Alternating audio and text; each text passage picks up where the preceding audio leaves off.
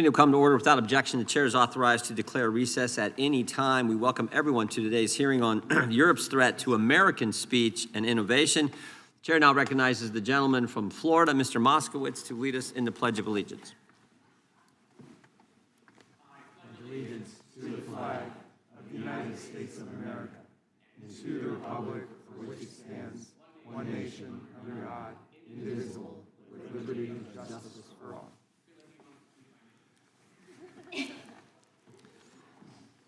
Well, that'd be a new rule. The guy who announces that he's here gets to do the individual who announces that they're here gets to do the pledge.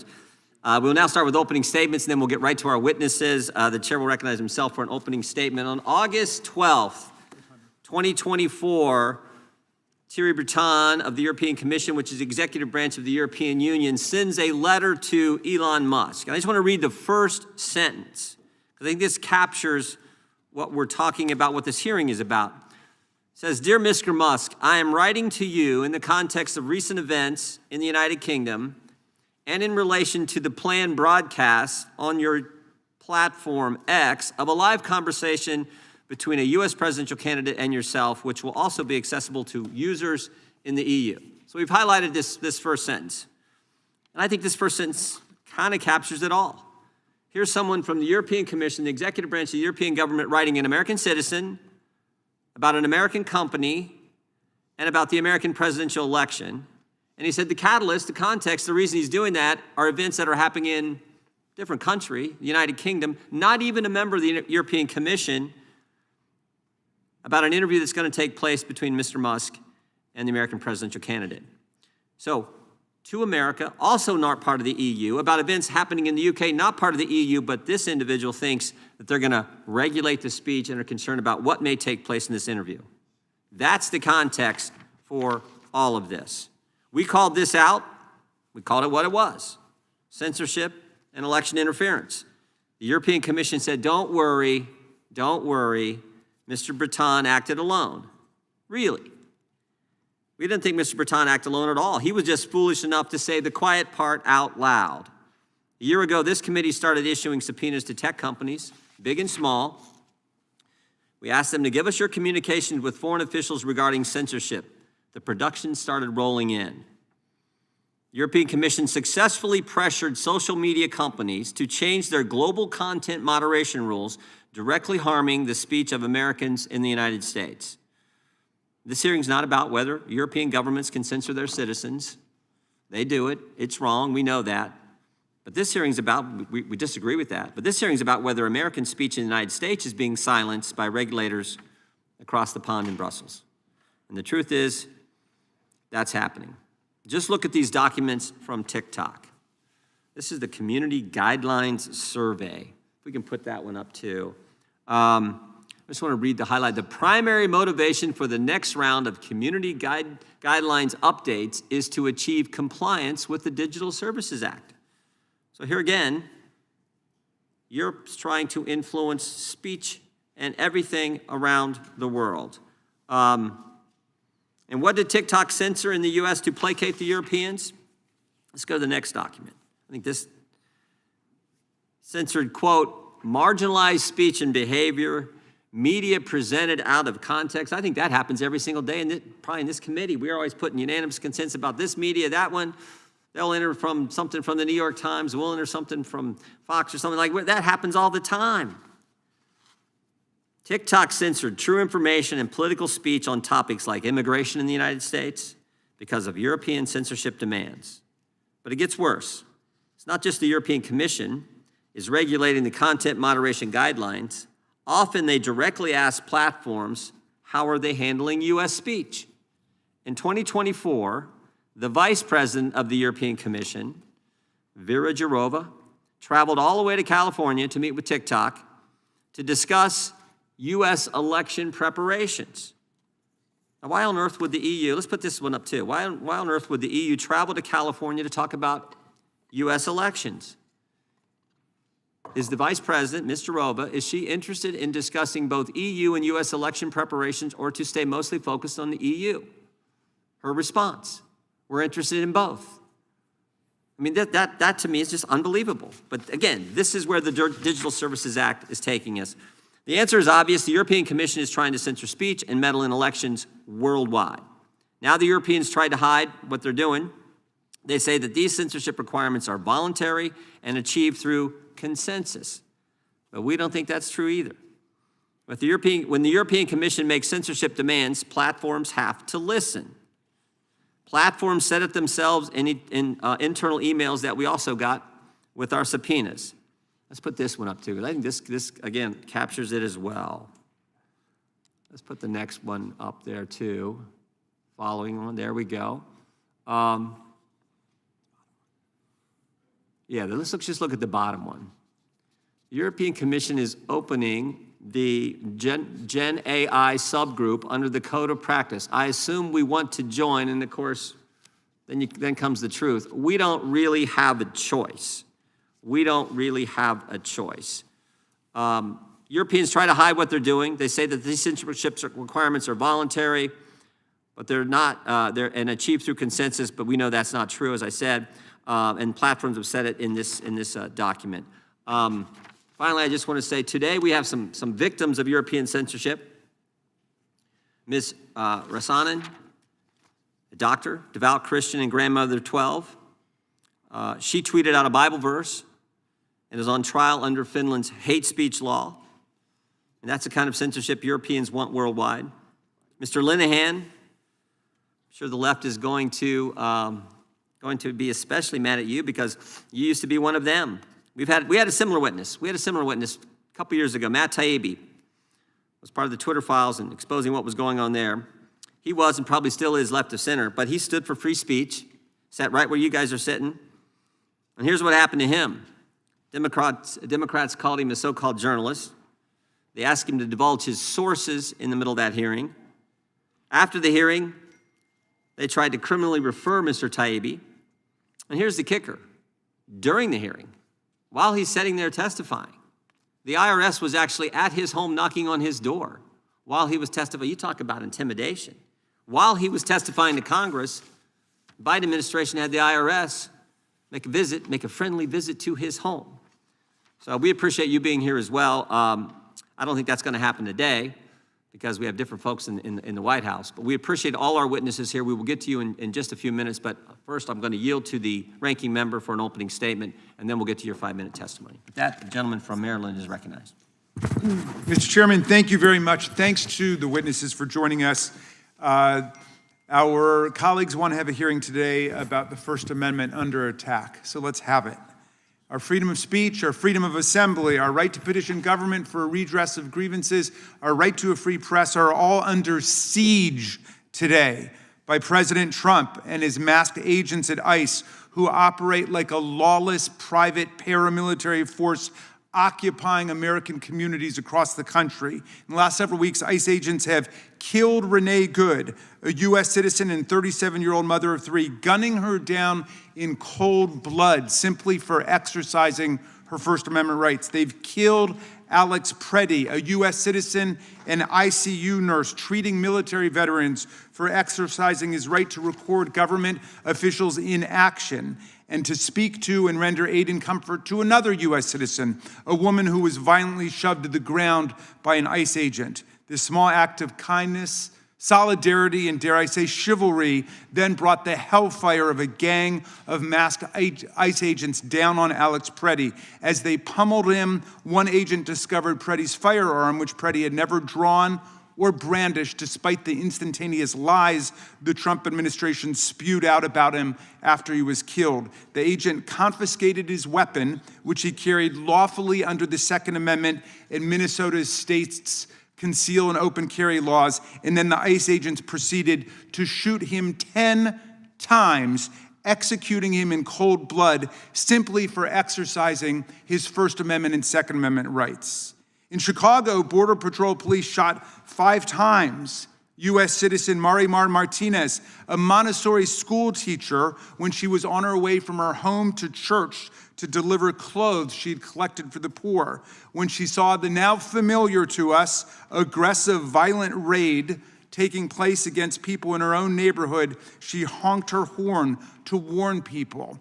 This prompted an agent to swerve his car into hers, at which point he began shooting directly into her car. She could, quote, feel bullets continue to pierce her body all over. Quote, I saw my life flash before me and slowly began to think, this is the end of me, she told a shadow hearing yesterday on Capitol Hill.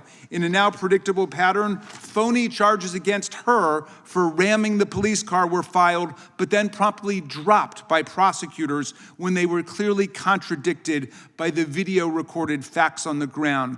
Miraculously, she has lived to tell the story, traumatized by our government, her own government, but undaunted in standing up for her community and for American freedom. I could recite, Mr. Chairman, equally gruesome cases to you for the next 2 hours if we had the time, but everyone should check out the sickening case of Aliyah Rahman, a 43-year-old citizen with autism in Minneapolis who was violently accosted and assaulted by ICE agents as she tried to make her way to a medical appointment. She screamed she was disabled and begged to be left alone. You must look at the footage of her violent abuse at the hands of these masked ICE goons smashing her car window and pulling her to the ground to believe that something like this could ever happen in the United States of America. Of course, the Department of Homeland Security lied about her, immediately calling the helpless autistic woman an agitator, the way they originally tried to defame Renee Good and Alex Petty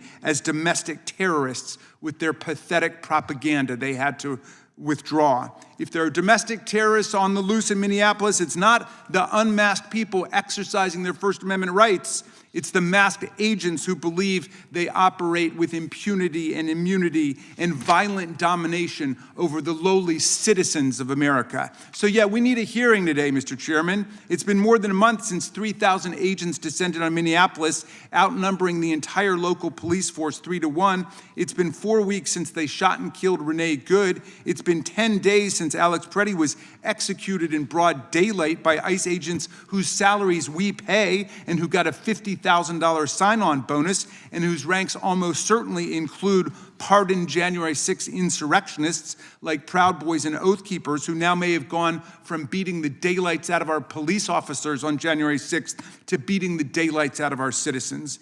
But in all that time, how many administration witnesses has the majority called to address these outrageous violations of the Bill of Rights? Not one. A few days ago, you know, Mr. Chairman, every Democratic member of our committee wrote to you and asked that you call Homeland Security Secretary Kristi Noem before us without delay. We wrote, this committee has devoted years of oversight to alleged First Amendment violations by social media companies, and we've subpoenaed foreign companies over censorship abroad.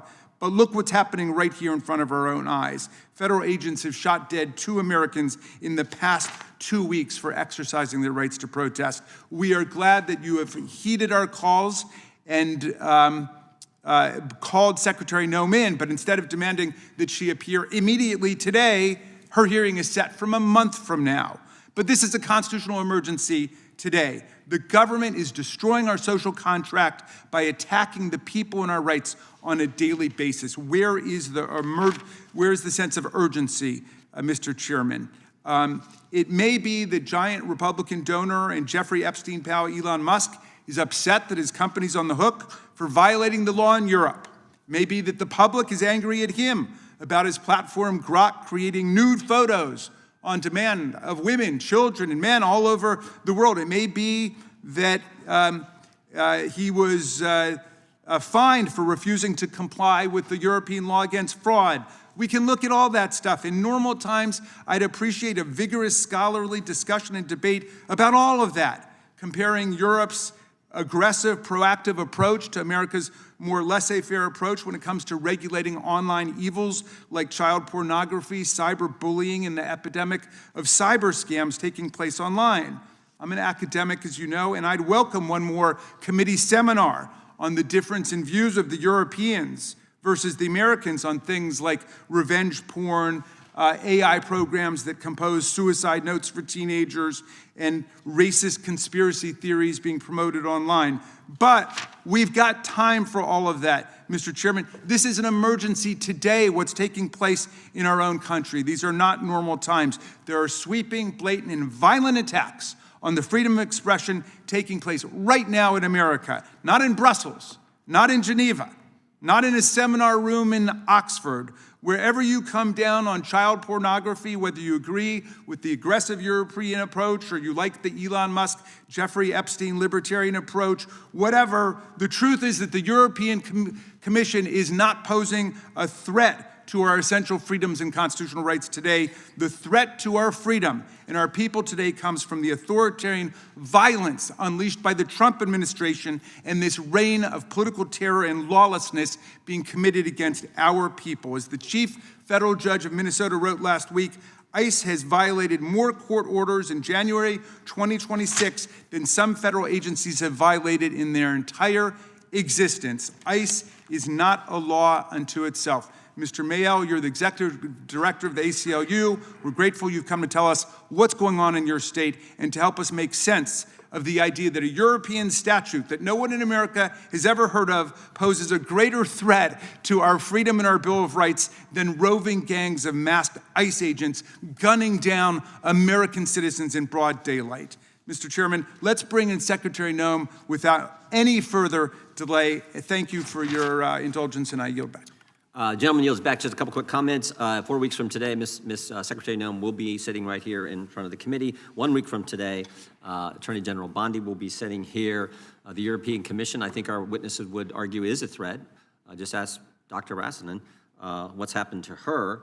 And I would point out, we've had Democrat witnesses here. In fact, last Congress, we had a Democrat witness who at the time was a Democrat candidate for president, RFK Jr., and the Democrats in that committee hearing, it was a hearing on censorship. You can't make this stuff up. It was a hearing on censorship, and the Democrats made a motion to go to executive session.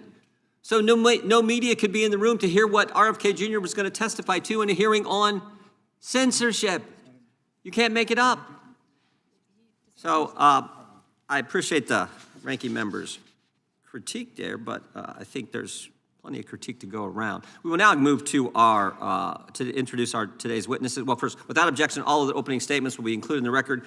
Today's witnesses, we will start with Mr. Lorcan Price, who's been with us before, is an attorney with Alliance Defending Freedom International, a nonprofit organization that works to protect religious freedom, free speech, parental rights, and the sanctity of life. Before joining ADF International, he was an attorney in Ireland. Mr. Graham Linehan is a comedian, director, and journalist. And now Fox News. I saw him this morning. I'm working out this morning. I see you doing an interview on Fox News. In September of 2025, he was arrested upon his arrival at London Heathrow Airport for tweets he posted while he was in the United States. Dr. Päivi Räsänen is a member of the Finnish Parliament, medical doctor, former Minister of the Interior. She was first elected to Parliament in 1995. A long time in Parliament, God bless you. In 2021, she was criminally charged for tweeting a Bible verse. Mr. Deepinder Mayal, I think I got that close. Deepinder Mayal is the executive director of the ACLU of Minnesota. He previously served as executive director of the James H. Binger Center for New Americans at the University of Minnesota Law School. We welcome all our witnesses. Thank you for being here today. We will begin by swearing you in. If you'd please stand, raise your right hand. Do you swear or affirm under penalty of perjury that the testimony you're about to give is true and correct to the best of your knowledge, information, and belief, so help you God? Let the record reflect that the witnesses have answered in the affirmative. Thank you. Please be seated. Please know that your written testimony will be entered into the record in its entirety. Accordingly, we ask that you summarize your testimony in 5 minutes. I think we will start with Mr. Price, and then Mr. Linehan, and then Ms. Räsänen. So, look, Mr. Price, you're welcome, recognized, and welcome to begin. Thank you very much, Chairman Jordan, Ranking Member Raskin, distinguished members of the committee, ladies and gentlemen. I'm delighted to share the panel today with fellow Irishman, Graham Linehan. I'm not a comedy writer, so I won't make a joke about two Irishmen who walk into Congress. Of course, I might be arrested on returning to London, as you did experience, Graham. I'm also delighted to share it with our client, Päivi Räsänen, who will speak in due course about her ordeal in Finland. On the last occasion that we spoke, ladies and gentlemen, on this subject, we had a discussion on the censorship potential of the EU's Digital Services Act. And at that point, we were speaking in the theoretical. It may cause censorship. It has the potential to affect Americans and so on. And many were not convinced. However, now it's unmistakable that it has indeed caused the censorship that we warned of. We have moved from theory to practice. There can be no doubt that the European Digital Services Act is the tip of a massive censorship industrial complex. The enormous fines levied on X Corporation by the European Commission since the last hearing has proved beyond all doubt that the European Union means to strangle free speech by a systemic assault on US companies. The EU has a multi-pronged strategy to open multiple investigations, to add more and more regulations, and to impose crippling fines, and ultimately, I fear, to attempt to break up or ban companies such as X who are pro-free speech. But it goes deeper. This censorship campaign is not just aimed at destroying free speech in Europe, it's about imposing European laws globally. Make no mistake that Europe's draconian speech laws are being imposed on your citizens via global content moderation rules, as indeed this committee's investigation has so amply pointed out. The EU's obsession with eliminating free speech means they have a global campaign to ensure that all speech online and platforms that allow it are banning illegal content to prevent, quote, systemic risk to the discourse. US companies are therefore transformed into a global censorship police. They must engage in a process of analyzing, quote, how platform design, algorithms, and content moderation impacts public debate, misinformation, and media pluralism. This is what is being forced on American companies today. If they don't comply, then they face possibly endless investigations and crippling fines. There are multiple ongoing investigations into X, including for not allowing illegal content. In Europe, illegal content can mean calling a German politician an idiot or posting, as we know, a Bible verse. So let's be clear, what's happening to X now is that free speech is such a threat to the European elites that they will either cripple X with fines and investigations, break up the company, or force them to bend the knee at the altar of censorship. I hope that they stand strong because we need free speech in Europe now more than ever. I want to commend this committee on its investigation, which shows that US companies are already having to adopt EU standards in relation to their content moderation policies. So it is directly affecting, to answer Congressman Raskin's point, First Amendment rights of Americans today in practice. There are ongoing actions as well under the Digital Markets Act and various other regulations. And I think it's fair to say that it's become a point where the European Union has fines of American companies as a line item in their annual budget. Last year, roughly 3.8 billion euro was levied in fines against US companies. National countries are also trying to get into the act. We saw that the French police raided X's offices in Paris just this week, and the Spanish Prime Minister has announced criminal liability against company owners for so-called hate speech. I have submitted in my written testimony excerpts of the ridiculous hate speech laws that we have to suffer under in Europe. Of course, hate speech has no real meaning other than speech they hate. And what I would say to our American friends is you cannot allow the EU's rules on hate speech to be imposed on the entire digital world via the DSA. Americans know how this goes when this committee in the past has exposed censorship around COVID. Text censorship denudes and eliminates free speech online. The threat is real, and it is with us now.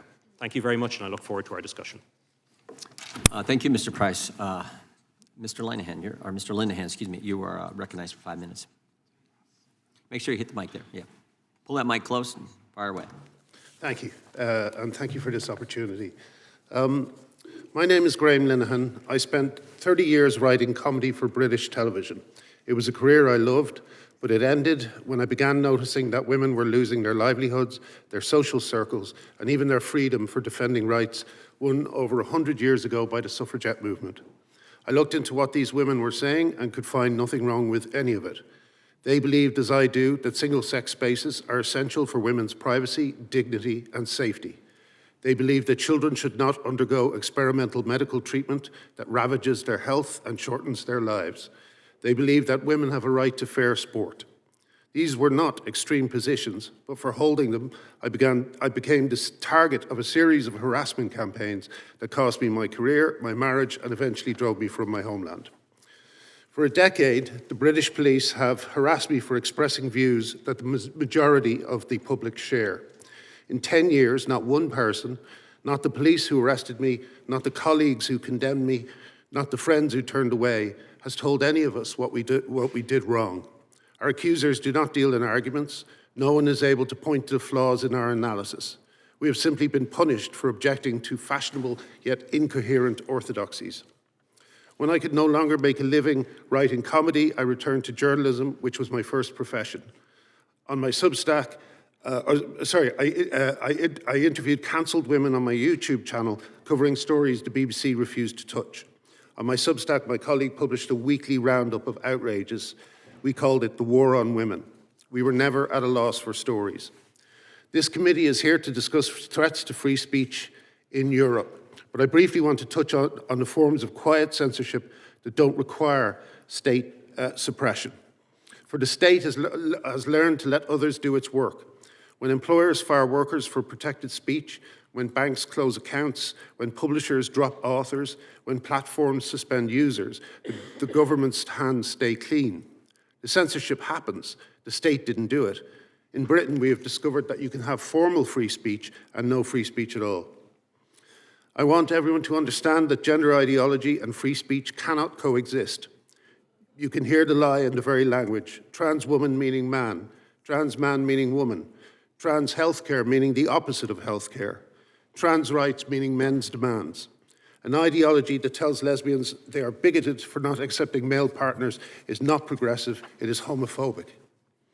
And I will bring this home to Washington for a second. Right now, a man named Hobby Bingham, who calls himself Princess Zoe Andromeda Love, is a registered sex offender in this country. He raped a 12-year-old girl. He was transferred to the Washington Correction Center for Women, where he raped a developmentally disabled female inmate. This is not happening in Britain. This is happening here. These are the policies we are being asked to accept. And just as in the United Kingdom, those who refuse pay with their livelihoods, their reputations, their peace of mind. Finally, I'm asking the committee to do three things. First, use every diplomatic lever you have to pressure the British government to implement its own Supreme Court ruling. Women just won a landmark case confirming that sex means biological sex.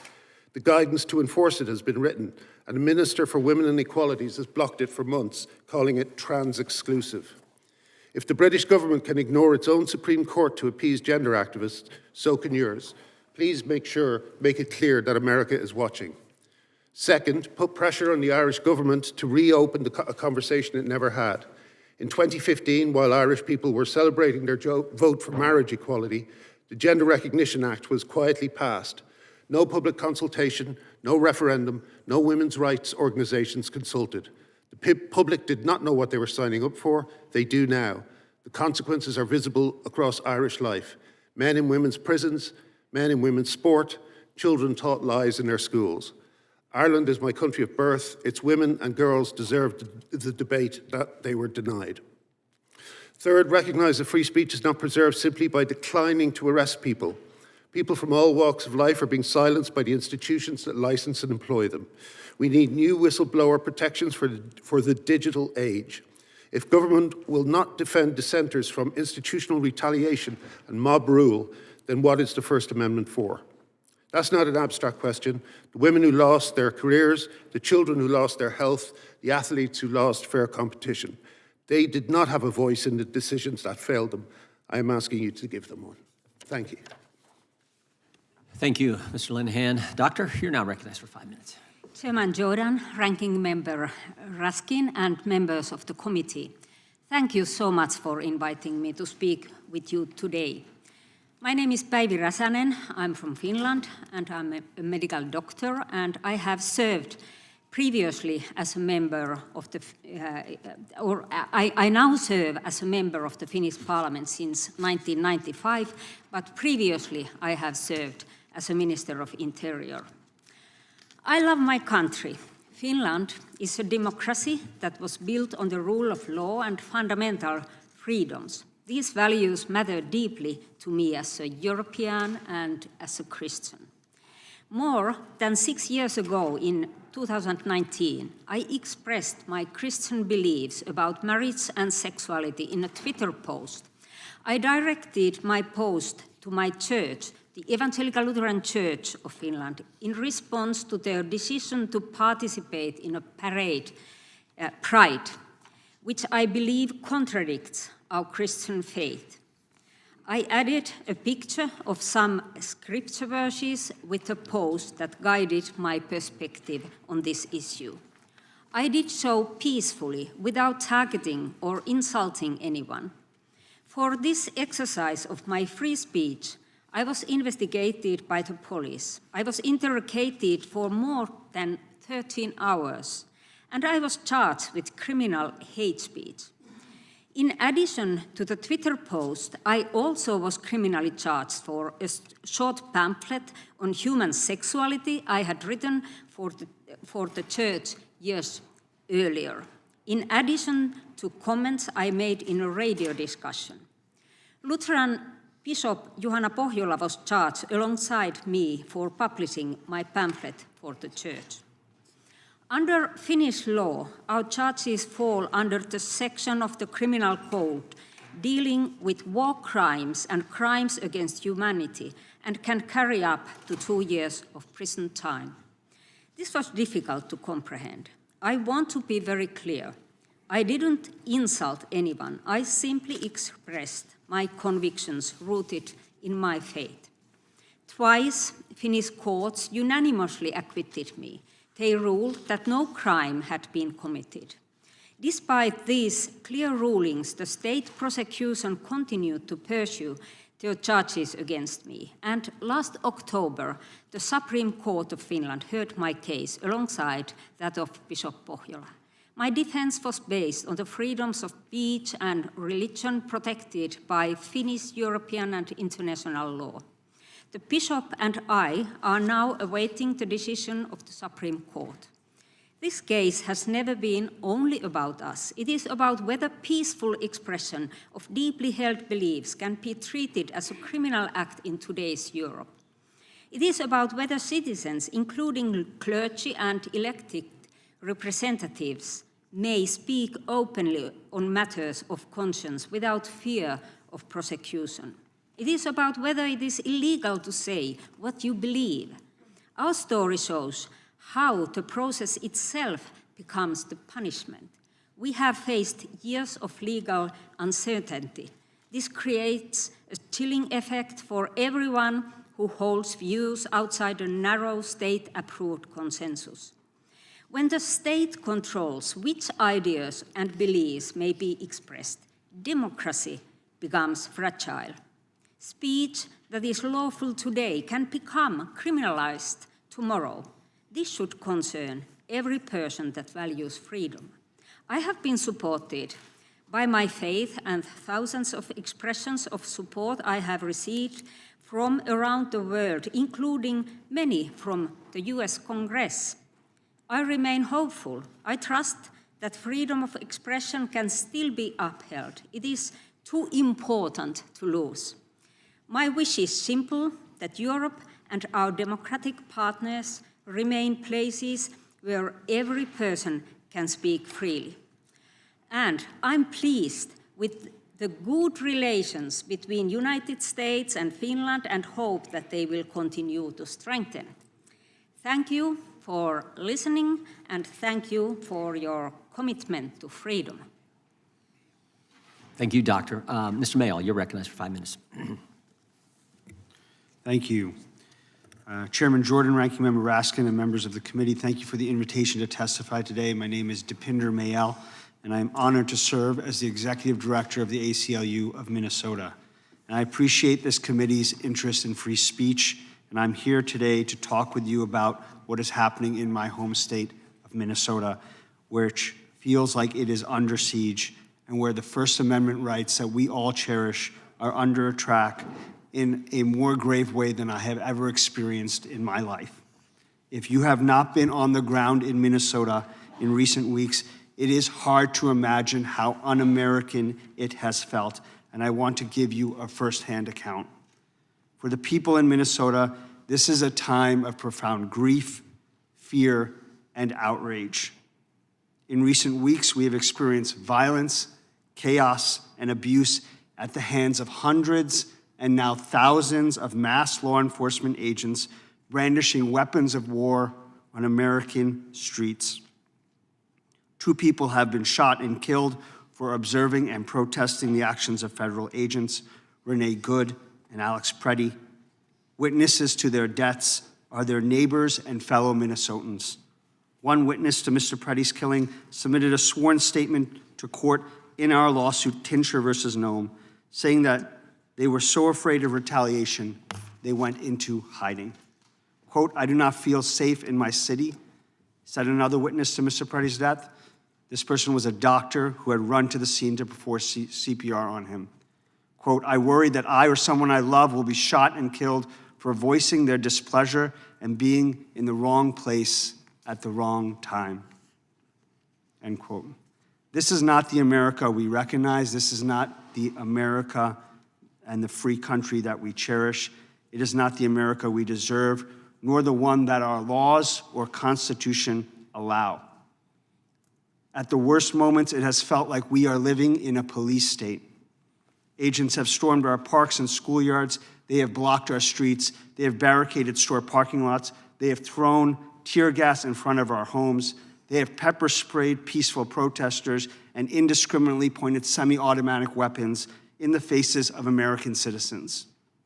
People living in the United States are not and should not have to be accustomed to armed agents demanding to see their papers, but that's now happened in far too many places in the region.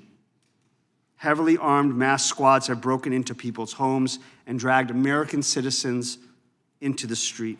And if you appear to ICE or Border Patrol as a possible immigrant, you risk being snatched off the street, often with physical violence, and being put into detention.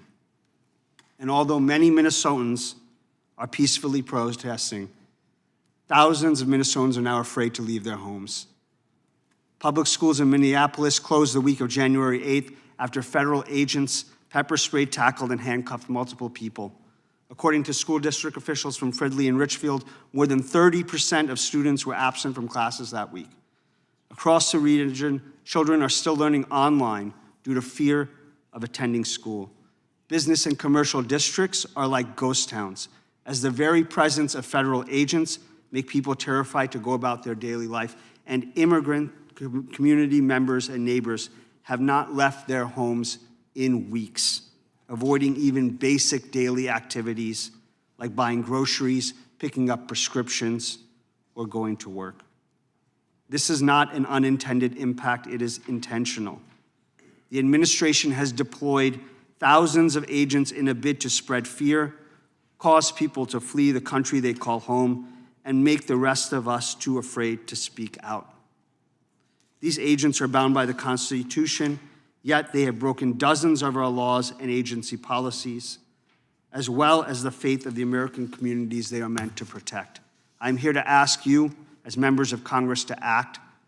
Our cherished rights, all of our cherished rights, are at stake. Please use the power of the purse to rein in this unprecedented, lawless, and dangerous escalation in our community. We urge you to demand that federal forces withdraw from Minnesota now before another life is taken. Thank you. Thank you. We'll now proceed with 5-minute questions from members. The chair recognizes the gentleman from California, Mr. Kiley. Thank you, Mr. Chair. Thank you to our witnesses. History shows that freedom of speech is rare and that censorship and repression are common. And perhaps the primary principle that has set the United States apart throughout our 250-year history is our commitment to freedom of speech as the foundation of our democracy and self-government. And yet, even here, we witness threats to freedom of speech from time to time. And thanks to the work of this committee, we were able to uncover the extent to which censorship took hold during the prior administration in pressuring social media companies to censor the content and speech of American citizens. For example, on perhaps the most significant event in generations, the COVID-19 pandemic, individuals were forbidden from positing a theory as to how it started that likely turned out to be true. Or in the run-up to the 2020 election, damaging information about one of the presidential candidates was systematically censored on social media, which the leaders of those companies have now admitted was wrong. Indeed, in response to this committee's investigation, Mr. Zuckerberg of Facebook has stated that it was wrong for that platform to respond to the censorship demands of the Biden administration. Thankfully, we are in a much different place in this country now, although in some parts of the country, there still is an impulse to censor. In my state of California, the governor, Gavin Newsom, saw a parody video that was criticizing Kamala Harris right before the 2024 election, promptly called for a law to ban the video. It was signed. Thankfully, that was struck down by the courts in short order. We still do have checks and balances here. But increasingly, we're seeing that the threats to the freedom of speech of American citizens emanate from abroad, as the different approach that some of our European allies have taken to freedom of speech has become even more different and systematic and global in nature in recent years. So, Mr. Lanahan, I want you to just walk us through what happened to you, because you were in the United States, you put up a tweet. You're a comedian, you use some off-color language, maybe different than the way I would say things sometimes, but that's what you do. And you made a comment about the propriety of biological males being in female-only spaces. Can you tell me exactly what happened when you landed at Heathrow Airport in some detail? Well, as I said, because I'd been arrested before, and because I'm sort of the victim of kind of village gossip on a global scale, when the plane actually taxied to a stop and we were kept there for longer than is usual, I sort of immediately knew that I might be about to be arrested. But when I got to the door, I couldn't believe it. There were 5 police, all of them armed, which is standard in Heathrow. But it was a shock. You know, I didn't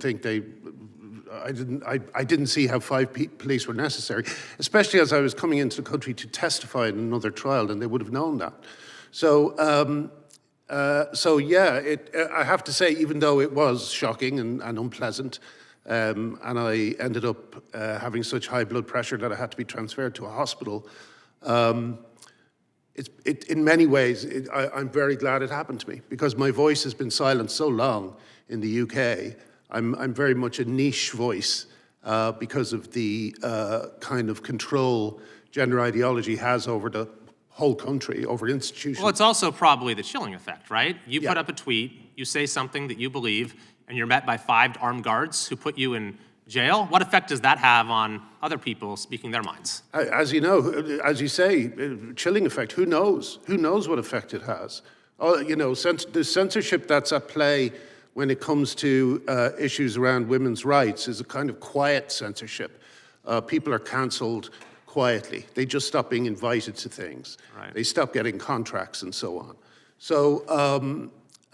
So yeah, that's one of the things I wanted to get across to people, that there's more than one form of censorship. It's not just the government being heavy-handed. It's a sort of orthodoxy that has been imposed across British society, especially in certain industries that attract very privileged middle-class people. So we have publishing, theatre, the media, and the NHS now, which is very frightening. All these institutions have been captured by gender ideology, and no one is objecting to it. Just the fact that no one is objecting to it does not mean that people don't object to it.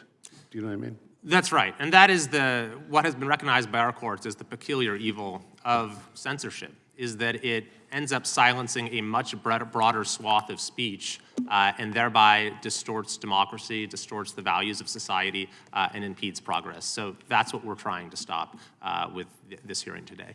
Thank you, Mr. Chair. I yield back. Gentleman yields back. Gentleman from Maryland is recognized. Mr. Chairman, thank you. Mr. Price, I think we've seen you now 4 times. We met you in Brussels, we met you in London. You've come twice to testify here. So we're familiar with your views. I do think you call yourself a civil libertarian, someone who's a champion of free speech. Would you agree with me that nobody should be shot or killed by their government for exercising their freedom of expression? Absolutely, people shouldn't be killed unless there's obviously there's an investigation, I believe, underway. I think in the instance you're referring to. But how about reporting on the activities of government officials? Do you think that the public has the right to take notes, to video record, and then to publicly disseminate information about what our police officers, ICE agents, or government officials are doing? Is that part of the freedom of expression? I think people have the right to share information online, sir. Yeah, and our courts have certainly found that. So thank you for coming and contributing your voice on that. Mr. Mayo, thank you for coming all the way from Minnesota. I hope you don't feel like you've entered the twilight zone here. We're having another hearing about the imaginary threat to the transphobic material of Irish comedians against the European Union, and we can't seem to have a hearing about ICE agents shooting Americans in the face for exercising their First Amendment rights. Please give us a sense of your experience of what the topic of this hearing is versus what's going on in our country. Thank you. I'm here to talk about the most significant threat to free speech in our lifetime. That is not happening online or digitally right now. It is happening on the streets of Minnesota and Minneapolis, as well as the most significant attack on our Fourth Amendment and the principles of the Fourth Amendment and the protections against warrantless arrest as well. Well, you made a really significant point in your testimony when you said, we, of course, are seeing tens of thousands of Minnesotans out in the streets every day protesting this reign of terror. But you've also said that a lot of people are afraid now to go out because of the violence that's occurred. In other words, those huge protests could be even much huger without government oppression. Am I reading you right on that? Yes, I mean, so I can't describe in words fully how, disruptive, terrifying, and intense the feeling is in Minnesota right now. People are scared to leave their homes. People are scared to go about their daily business. And I'm not talking about just immigrants. I'm talking about immigrants with legal status. I'm talking about people of color. I'm talking about whole swaths of the community that are afraid to be in the wrong place at the wrong time. And I'm talking about people who are exercising their protected First Amendment rights of free speech. Well, are the ICE agents who we see ripping people out of their cars, knocking down doors without warrants, shooting people, are they distinguishing between U.S. citizens and immigrants, or are these authoritarian violent tactics being used against anybody who they perceive to be in their way? What we have heard, starting when the surge began in late November, we started to immediately start to hear of reports of unconstitutional activity. The wild use of pepper spray on crowds, peaceful protesters, the pointing of semi-automatic weapons indiscriminately, the deploying of tear gas in playgrounds and in residential neighborhoods. It has been a broad swath of unconstitutional activity. Well, are the people of Minnesota upset about the way that the European Union Digital Services Act is affecting Elon Musk? Are people talking about that? I'm here to talk about what is happening on the ground in Minnesota and the most significant free speech issue happening in the country today. Well, we appreciate the fact that you came, and we appreciate the fact that the ACLU is standing up for people's rights. You've seen lots of rights under attack. The freedom of speech is under attack. The right to assemble peacefully is under attack. The right to petition government for redress of grievances is under attack. The freedom of press is under attack. The Fourth Amendment right not to have your door knocked down without a search warrant based upon probable cause issued by a neutral, independent magistrate is under attack there. All of these things have become the object of destruction by ICE and by the Trump administration. I just wonder if you would reflect generally on the state of freedom in your city. I can tell you that it feels like the rule of law is under siege in Minnesota. Thank you. I yield back to you, Mr. Chairman. Gentleman yields back. The gentleman from Wisconsin is recognized for 5 minutes. Just an inquiry of the chair, I guess, before I ask my questions.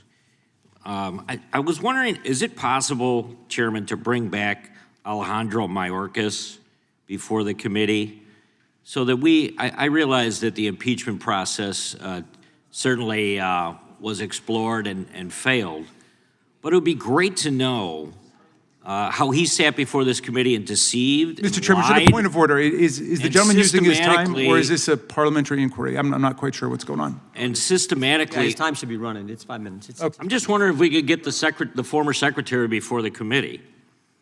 because he systematically opened the border to illegals from 2021 to 2025 for a purpose, I suppose, is securing some type of new political base. And Minneapolis never happens if it wasn't for Biden, Mayorkas, and the elected officials that pretended that opening the border to illegal criminals for 5 years wouldn't have to be reversed and cleaned up at some point. I just think it'd be interesting if the committee could bring him back. Mr. Linehan, to my knowledge, you were the first person arrested by the UK government over tweets, but this could have happened to any American resident who uses social media to discuss politics. Isn't that right? I mean, if somebody was on their way back from the UK and suddenly arrived at Heathrow, they could be arrested too, even if they were American citizen. I can't really speak to that, but I wasn't the first. There's been many women arrested because trans activists have reported them to the police before me. As far as America goes, I don't think they would like the publicity of arresting an American national in the UK, but we really only have that to depend on. You know, they just choose not to do it at the moment.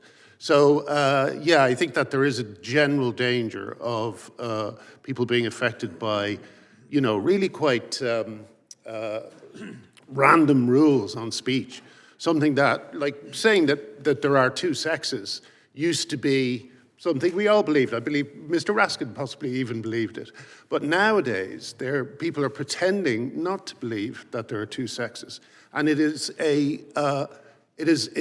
something that destroyed my whole career in life, that I insisted on the truth. So yeah, we can't rely on the kind of mood of governments being affected by incoherent liberal orthodoxies. I'm sorry, it's not a great answer to your question. No, it's very good. Thank you. Mr. Price, why should Americans care about Graham Linehan's arrest? I think they should care because it shows very clearly what's happening in Europe. What we're talking about is European laws now being exported by the European Union via content moderation rules across the world. That's what is going on now. So American speech is already being affected. And in my written statement, you'll see a sample of some of the really quite draconian and bizarre laws that we have in Europe when it comes to speech. So that type of legal system is now being pressed down via these digital content moderation rules into American speech. And for Graham and for Pivy, you can see very clearly that these laws aren't theoretical. They put them into force, and it means people are arrested, they're interrogated, their freedom is taken away. Pivy has faced a 6-year court battle to get to this point. Graham undoubtedly is in their crosshairs for more action in the future, which means that really we just don't know, as we say, that the extent of the chilling effect is enormous in Europe. And exporting that globally via EU digital regulation it should be a real concern for this committee. And indeed it is, thanks to your investigations. So a recent report by the House Judiciary Committee shows evidence that the person in charge of enforcing the Digital Services Act was also concerned about enforcement of the DMA, the Digital Markets Act. Should we be concerned that the EU regulators could be using the threat of additional fines under the DMA to compel compliance with its global censorship regime? Certainly. One way to look at it, I think, is that you have to imagine this concentric circles, and at the center is speech. Speech is the greatest threat to the European Union at this point. Being openly able to criticize the various escalating crises in Europe is the worst thing that they can have. And at the moment, X and to a growing extent, Meta, where that conversation is being had, they will use other forms of weapon outside of that to attack companies allowed. There is a huge amount of regulation over the last 10 years that they've introduced, including the Digital Markets Act, the General Data Protection Regulation, GDPR, and it's growing all the time. So if they don't start an investigation under the Digital Services Act, they have other options. But I think at the core of this is an antipathy and hatred of free speech, which they want to globalize in order to protect their power in Europe. Thank you, Chairman. I yield back. There's 120 million reasons why the DMA is a concern to America. I mean, we know what's going on. Mr. Chairman, The yeah. gentleman has a unanimous consent. Thank you. I've got two quick UCs. One is from Tech Policy Press, how the House Judiciary GOP misread Europe's 120 million euro X decision. Without objection. And then I'm wondering if it's possible for us just to incorporate by reference and resubmit everything that we had at the last hearing, since this is essentially duplicative of what we did last time, and just it's more environmentally responsible just to have it resubmitted rather than As long as that's not a doing each problem, one. I can check with our parliamentarians. As Okay. long as that's not a problem, Good deal. Without objection, we can Thank you very we can do much. that, and it saves us time. And now, is it Mr. Natter, the gentleman from New York, is recognized. Mr. Chairman, masked federal agents are wreaking havoc in our streets and killing our citizens. The Trump administration has launched a brutal and reckless campaign to strike fear in immigrant communities, conducting warrantless raids, pulling elderly people from their homes without judicial warrants, tearing children away from their parents, and taking the lives of American citizens who are exercising the First Amendment rights to protest and to shine a light on the horrors unfolding in their communities.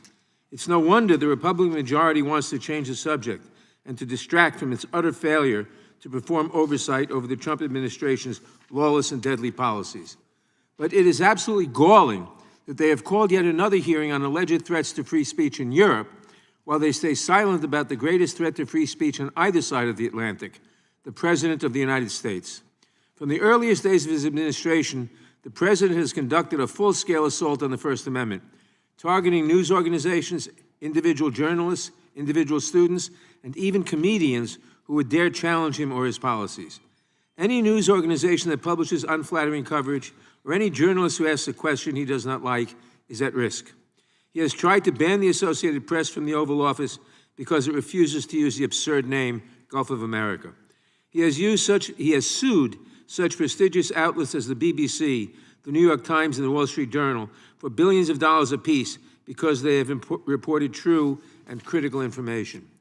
He is hoping that they will be intimidated and will follow the cowardly examples set by CBS and ABC's corporate owners who settled baseless lawsuits. CBS's parent company was handsomely rewarded for this strategy when its multi-billion-dollar merger was approved days after settling with Trump. But the threats of CBS continued just last month when the White House press secretary relayed a message directly from Donald Trump to a CBS anchor who had just conducted an interview with the president that if they did not air the interview in full, then, quote, we'll sue your ass off. Just last week, his attorney general ordered the arrest of independent journalists Don Lemon and Georgia Fort for reporting on a protest in St. Paul, Minnesota, despite a judge having previously found no probable cause to believe they had broken the law. Even comedians who are critical of the president cannot escape his retribution. We all remember his handpicked FCC chair threatening that if ABC did not take Jimmy Kimmel off the air, the FCC could, quote, do this the easy way or the hard way. And after comedian Trevor Noah made a joke about the president's relationship with Jeffrey Epstein during the Grammy Awards the other night, Trump threatened on Truth Social that as he did with ABC and CBS, he would send his lawyers to sue him and, quote, have some fun with him. Between the schoolyard taunts and the childish nicknames in his post, it would be easy to dismiss this pathetic rant as a joke. But the president has shown that he's all too serious about using and abusing his authority to go after critics. And his administration has followed his lead, sometimes with deadly consequences. When Alex Preddy and Renee Good were shot in cold blood by ICE agents, it was because they were exercising their First Amendment rights to protest and monitor law enforcement. They were trying to hold these agents accountable, filming their activities and shining a light on their abuses. Administration officials rushed to paint the victims as the aggressors, smearing their names and making false claims about what happened. It is only because we have video evidence of these incidents that we all know the truth. That is exactly what is so threatening to this administration. They want to silence their critics. They will use any means to do so. They've even pressured tech companies to take down apps that allow people to alert their neighbors about ICE activity in their community. But while the Trump administration conducts a breathtaking assault on the First Amendment, we have not heard a peep from our Republican colleagues. Instead, they want to focus our attention on European regulators and online safety laws. But Republicans insist that they are the true defenders of free speech. Give me a break. Mr. Mayo, the people of Minnesota have shown us how powerful it can be when citizens bear witness to the dangerous and unlawful actions of their government. Why is that so important to protect? Well, our First Amendment protects our right to record ICE, and I want to just focus in on that as a really important part of the constellation of accountability. Taking photographs and video of things that are plainly visible in public spaces is a constitutional right, and that includes police and other government officials carrying out their duties. And specifically, the First Amendment protects the right to both photograph and video police conduct occurring in both public, because it protects the right to gather information about what public officials do on public property, and because it protects the right to record such matters. And that includes the right to live stream such content. Mr. Mayo, thank you for being here today to share with us your firsthand account of the terror that federal agents are inflicting on our communities. My time has expired. I yield back. Gentleman yields back. Mr. Mayo, did the Biden administration censor people? I'm sorry, thank you for your question. I'm here to talk about what's happening in A simple Minnesota question. on the Did they do first- it? On Did the the previous ground. administration censor American speech? You're from the ACLU. You should care about that, too. We do care about free speech, but what I'm talking You can about say the here truth. today is the most significant threat to I free got that. You've speech said that every time the happening Democrats ask in you a this question. I country. want to know, did the previous administration censor American speech? Chair, this is not, what is happening in Minnesota Okay. is not normal. Well, here's what Mark Zuckerberg said to the committee in August of 2024. Senior officials from the Biden Order, administration. on what time is the chairman asking this? My time and Clemens ticking. He hasn't gone yet. Oh, okay. Could we restore the time? The gentleman yielded back, and it's my 5 minutes. Officials from the Biden administration, including the White House, repeatedly pressured our teams for months to censor COVID-19 content, including humor and satire. Did it happen, Mr. Mayo? Chair, I would love Is to Mark be sitting Zuckerberg here lying to talking the about committee? online privacy, Is but Mark I'm here Zuckerberg talking lying about to the what's committee? happening on the Is streets Mark of Zuckerberg Minnesota. lying to the committee when he said that? I'm not here to speak about that. Well, here's how it I works. wish I was, but Here's I'm how here it to works. speak about Mr. the most Price, significant threat to free Mr. Price, speech. let me ask, here's how it works. Day 3 of the Biden administration, they send a tweet from the White House to Twitter, take down this tweet ASAP. It was a tweet from RFK Jr., and it was about COVID. So that's how it started, specific tweets. Then it progressed to policy. We have all kinds of documents we got in our investigation last Congress which show the policy. Change your policy. Leadership asked misinformation policy, a couple of teams on product policy to brainstorm some additional policy levers. So then it was broader. First, it's just a specific tweets. Oh, we got to stop this tweet from influential people. Then it's a broader policy. And now we got foreign governments trying to impact American speech. And it's so pervasive that you have individuals who put a Bible verse up that they're coming out. That's the progression this takes. Is that accurate, Mr. Price? Yes, sir. That's how it goes. One tweet. We don't like RFK Jr. Oh, by the way, everything RFK Jr. said in that tweet was true. Back to Mr. Kiley's point. So many things they said to take down were true. I bet Mr. Linehan would agree with that too. That's how it goes. Sometimes the thing they want to censor is the truth. That's how this works. This is, oh, by the way, Mr. Linehan, when they arrest you, were there cameras there? I'm just curious. How about you, doctor? When you were charged, how was that? How did that happen? Oh, let me go back for a second. I was curious about this too, Mr. Linehan. When you were apprehended at Heathrow Airport, what did the police officers say? What did they say to you? Did they say, were they coming in aggressive? Or did they say, hey, man, we're sorry. This is ridiculous. We got to do our, How did that go down? I got that impression that they felt a bit embarrassed about it, yeah. I mean, I think basically the UK police are now in this situation where they are trying to contain every problem that Keir Starmer doesn't want to talk about. And that's all they do. Yeah. We can't get burglaries investigated and rapists put in prison, but we can get the police. They can arrest a comedian who tweeted something in the United States who's not even a UK citizen. They can do that. Yeah. And the police just like, oh, dude, sorry about this. We gotta do it. Yeah. Right? It's an My guess absolute- is it was the same with you, doctor. Is that right? I mean, did they say, maybe Yes. I'm wrong, but that'd be my guess. Yes, my process started over 6 years ago, and there was a Pride parade in Finland, and my church, the leadership of the church, decided to support that parade, also financially. Yeah. And it was a shock to me, and I was afraid that this would undermine people's trust on Bible, and then it is not only about marriage or sex, but also about salvation of people. And that's why I wrote that Twitter update, where I took a photo from the Bible and made a question to the leadership of the church. After that, some citizen made a criminal complaint about my Twitter update, and police Did started the police come to your house? Did the police come to your house in charge? How'd it work? The police started to investigate the case. And I was then interrogated by police in a small police room, which was a very unreal situation, because just some years before I was a Minister of Interior, and then I was sitting there, the Bible was on the table, and the police was asking me very theological questions. If I could, I just about out of time, Doctor, but I just want to say this. Thank you for that. Yeah. That's where it progresses to. Specific tweets, broad policy, foreign governments getting involved in American speech, and so focused on it that they're willing to come after a member of parliament who simply posted a Bible verse. And they know it's wrong, as evidenced by the police have said, like, dude, we're sorry, we gotta do it. They know it's wrong. And we can't even get the guy from the ACLU to admit that the previous administration censored speech. That's the state of affairs. That is the state of affairs. The fact that the guy from the ACLU can't even say, oh yeah, they did it. Mark Zuckerberg said it. We got all kinds of evidence of it, and it's so pervasive, they're even going after people, nice people like the doctor who simply put a Bible verse online. Mr. Chairman, I yield back. could I introduce for unanimous consent the Supreme Court's decision, Justice Barrett's opinion? Sounds like you're doing that right now. If that's all right. It's Murthy versus Missouri, rebutting everything that you just said about what happened in the last administration.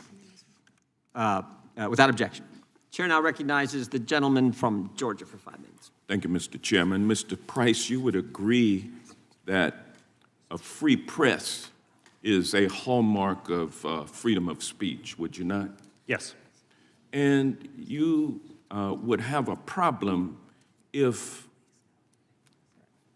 reporters and reporting organizations were barred from government offices and officials if they did not agree beforehand that they would allow those officials to approve their publications or their stories. You would agree that that would be against principles of free speech, correct?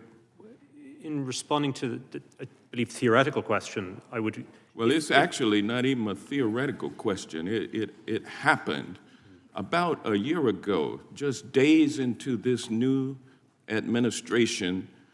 The Department of Defense kicked out news organizations that refused to agree to allow their stories to be pre-approved in order to have access to the government offices and those officials. I mean, that actually happened. And this committee has had no hearings on that, but yet it would call you over here, and you agree with me that that is an impediment towards free speech when the press does not have access to government officials. And you would agree with that, correct? Yes or no? Well, I think it's a little bit more complicated than that. Okay, sir, well, with no, respect. it's not complicated at all. What do you think about that, Mr. Mayel? You would agree that government officials should be subject to the media, correct? Yes, I mean, I believe in a free press as protected by the First Amendment. Yeah, and this committee also has not had any hearings about this administration issuing a search warrant to obtain the communications devices and computers and records of a Washington Post reporter. That was something that was egregious, but this committee is silent about it. Calls you all from overseas to talk about First Amendment issues here in America, but yet is failing to look at what this current regime is doing to stifle free speech when it comes to freedom of the press, which, Mr. Price, you agree is a hallmark of freedom of speech. I mean, why is it that this committee is wasting time because of a $125 million assessment against Elon Musk by Great Britain for violating its rules? I mean, this man is worth $700 billion, and you all are over here talking about $150 million, and this committee is wasting its time trying to protect Elon Musk from $125 million when we have our First Amendment that is under attack in this country. You know, we've said nothing about it. News organizations being sued by the billionaire Donald Trump for saying something that he disagrees with.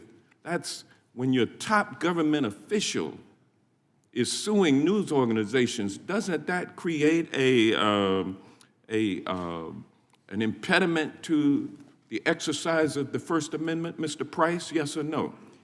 Sir, you're very blessed you have a First Amendment. We wish we had that on our side of the Atlantic. Well, shouldn't we be talking about those issues here in this committee rather than bringing you all, importing you all over from Great Britain to talk about what's going on in your country when we who set the standard for the First Amendment are sitting idly by while it's burned and crushed and shattered? Isn't that ironic? Don't you find some irony in that? I think it's all the things you described You know, are ultimately and under the right to appeal to court. Just this past weekend, 2 members of the press arrested. Don't you find that troubling, Mr. Price?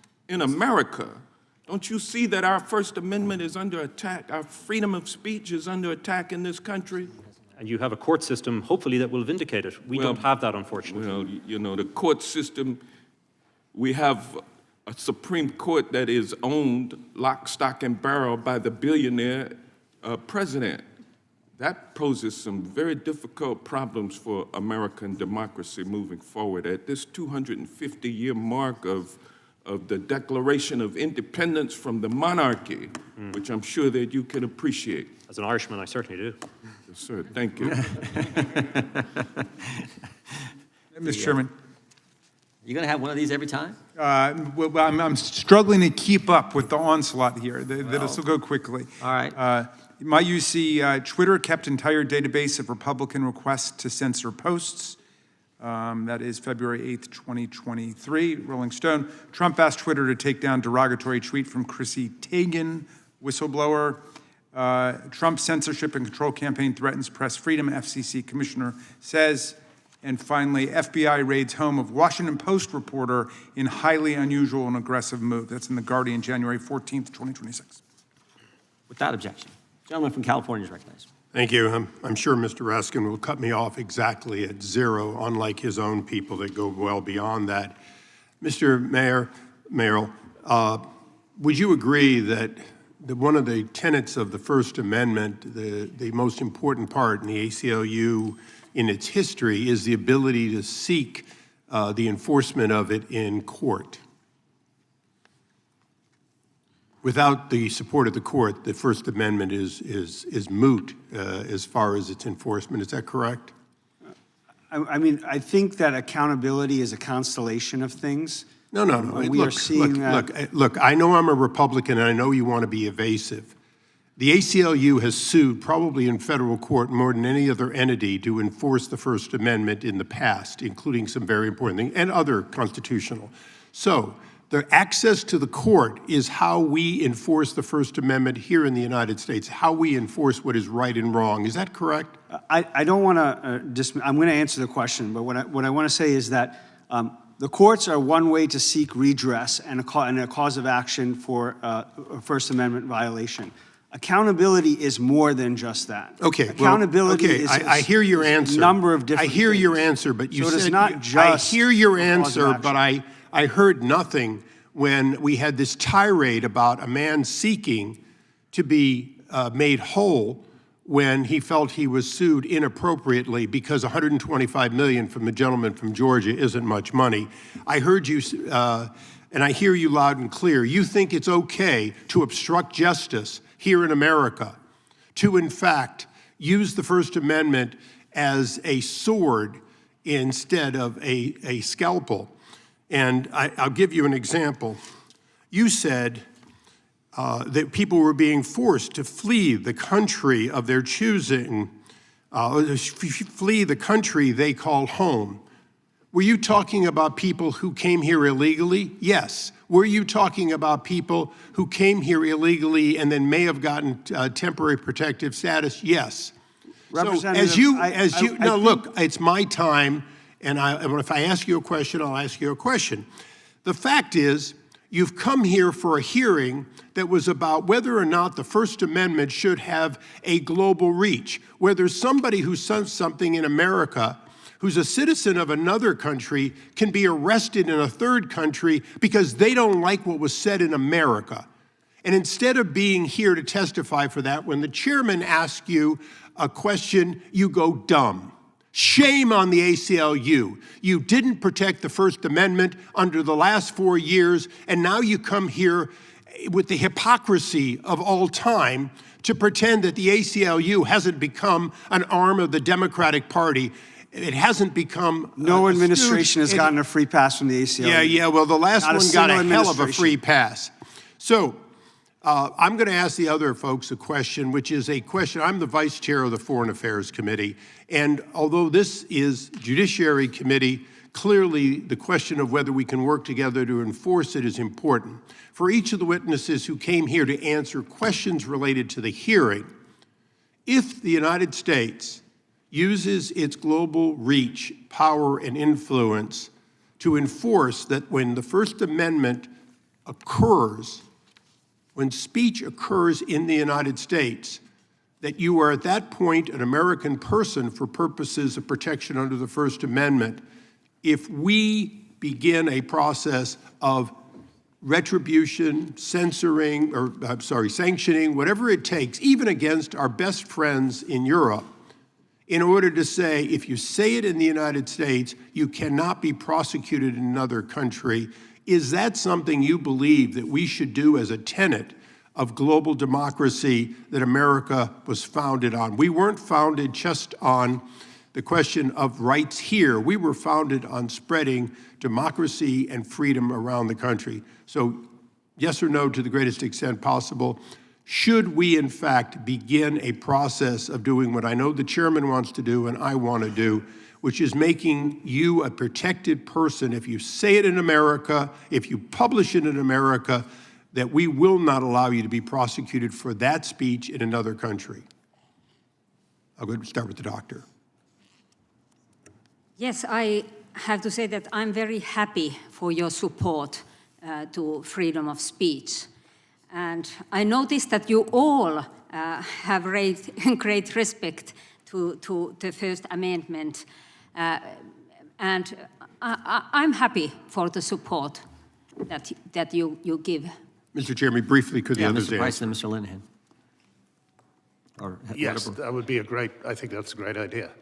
If they won't, we need freedom of speech. It's that important. And these are, I know there's been efforts to dismiss the subject of the trans issue, but it's a very important issue. A lot of children have been hurt.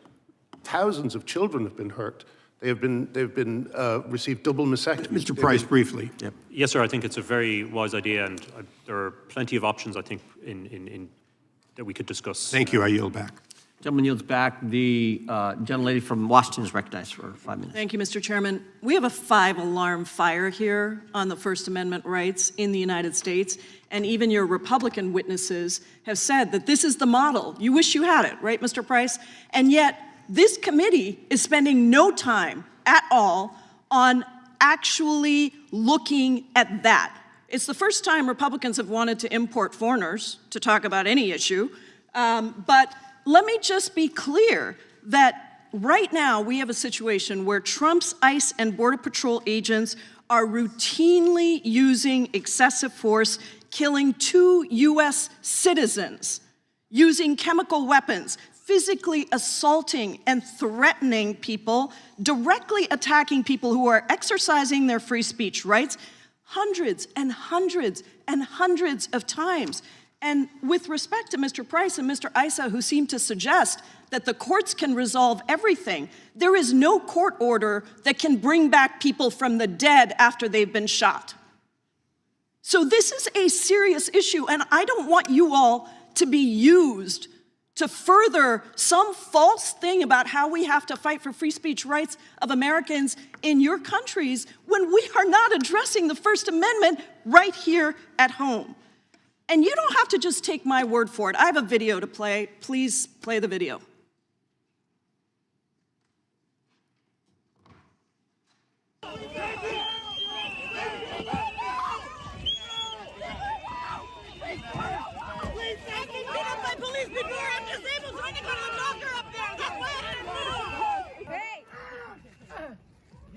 Stop kneeing him in the face! That's his face! Stop it! Open it! Last warning!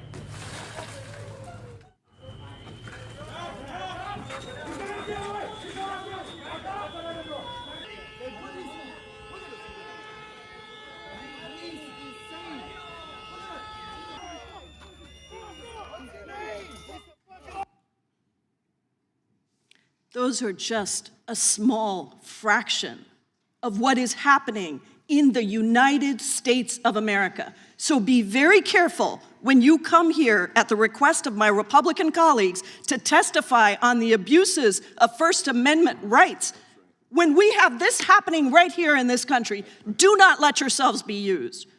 Mr. Mayall, as Executive Director of the ACLU of Minnesota, you and your colleagues have been on the front lines of Trump's assault on Americans' free speech rights. And the video we watched is so horrific, and yet there are so many more terrifying tactics that immigration agents and Border Patrol agents are using against people of all statuses. In fact, Tom Homan seems to suggest that their intimidation and attack tactics on First Amendment protections will continue, saying, quote, that they will not draw down on personnel providing security and responding to hostile incidents until we see a change in what is happening. And let's be clear that while he is admitting that Kristi Noem has failed in this whole effort when he says he'll draw down 700 agents in Minnesota, that's still 2,300 agents that are left in Minnesota, 4 times the size of the local Minneapolis police force. So can you just describe how agents are surveilling people and the fear that even U.S. citizens face in being threatened at their homes? Yes, thank you for the question. I'll tell you about Sue Tincher, who's our lead client in our lawsuit, Tincher versus Noem.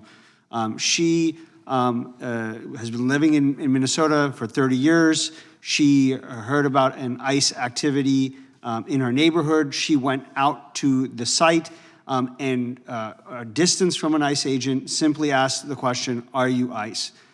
She was then tackled in the snow, arrested, taken to the Whipple Detention Center, and at that site she had parts of her clothes cut off, she had her purse cut off, and she had her wedding band cut off.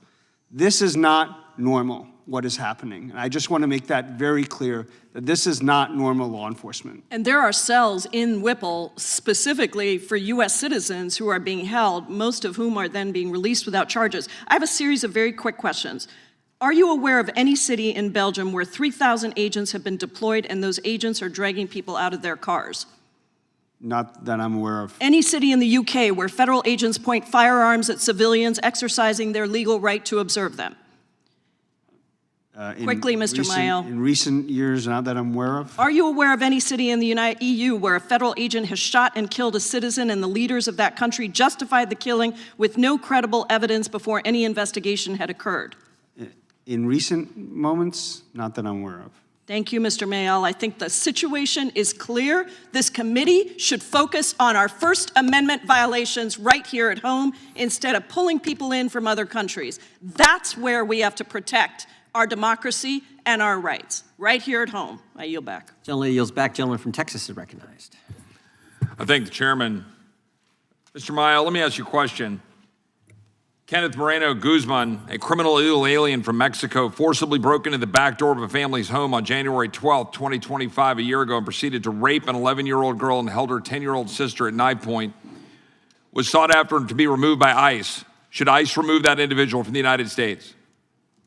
I mean, first off, I want to say that's tragic. It's horrific. Yes or no? Should ICE carry out its function to remove that individual from the United States and get him to law enforcement for prosecution? Every victim deserves justice. Hector and Balderas ICE Healer, has- a criminal alien from Mexico, was arrested for a felony hit and run that killed an 11-year-old boy on Thanksgiving morning. ICE worked to get this person in custody. Should ICE do that? What I'm talking about is not normal law enforcement. Should I want to ICE be really remove, clear should about that. yes or no? Should ICE remove these individuals who are a danger to the American people? Yes or no? I'm here to speak Yes about or what is no, happening. should ICE carry out its function in law enforcement to remove these people who are killing Americans? Yes or no? ICE has the ability to do its law enforcement activity. So What I'm ICE should talking carry about out is its not law enforcement normal function to remove people who are criminal, who are harming the American people, such as the next person, with due Marvin Fernando respect- Morales Ortez, a criminal illegal alien from El Salvador, brutally murdered a resident inside his home in Western Virginia, just one day after sanctuary politicians refused to honor the ICE arrest detainer and released him from jail. That's what we've been dealing with. That was the product of the previous administration. Now we're trying to remove dangerous actors, and you all want to turn that into some sort of cause celeb. I'm trying to speak about something that is not it's my normal time. law My time, Mr. enforcement. Mael. Meanwhile, Mr. Price, in the United Kingdom, do you not have your own level of immigration problems? Yes, sir. Right now, are there not significant impacts by a massive increase in the Islamic population in London and throughout the entire UK? And now, is it not true that there are significant questions about whether the UK will adopt anti-Muslim hate speech provisions? For example, a draft definition that says anti-Muslim hostility is engaging in or encouraging criminal acts, including acts of violence, vandalism. But here's the key part. That is harassment, intimidation, which is directed at Muslims or those perceived to be Muslim because of their religion, ethnicity. Also, the prejudicial stereotyping and racialization of Muslims. Is that kind of language not also going to interfere with free speech? It's very serious. We have a client who was arrested for preaching the gospel, and on the arrest, one of the arresting officers said you shouldn't be saying those kind of things during Ramadan. So there is a direct connection to dealing with immigration policy and what we're dealing with from a First Amendment standpoint. Now, I want to direct some questions to Dr. Rosen. First of all, thank you. Thank you for standing up. Thank you for standing up in the face of the tyrannical interference with your ability to carry out your faith and speak freely about it. As you know, a number of us have been watching this very closely, and we are proud of what you've been doing to send a message around the globe. Let me ask you just a couple of quick questions.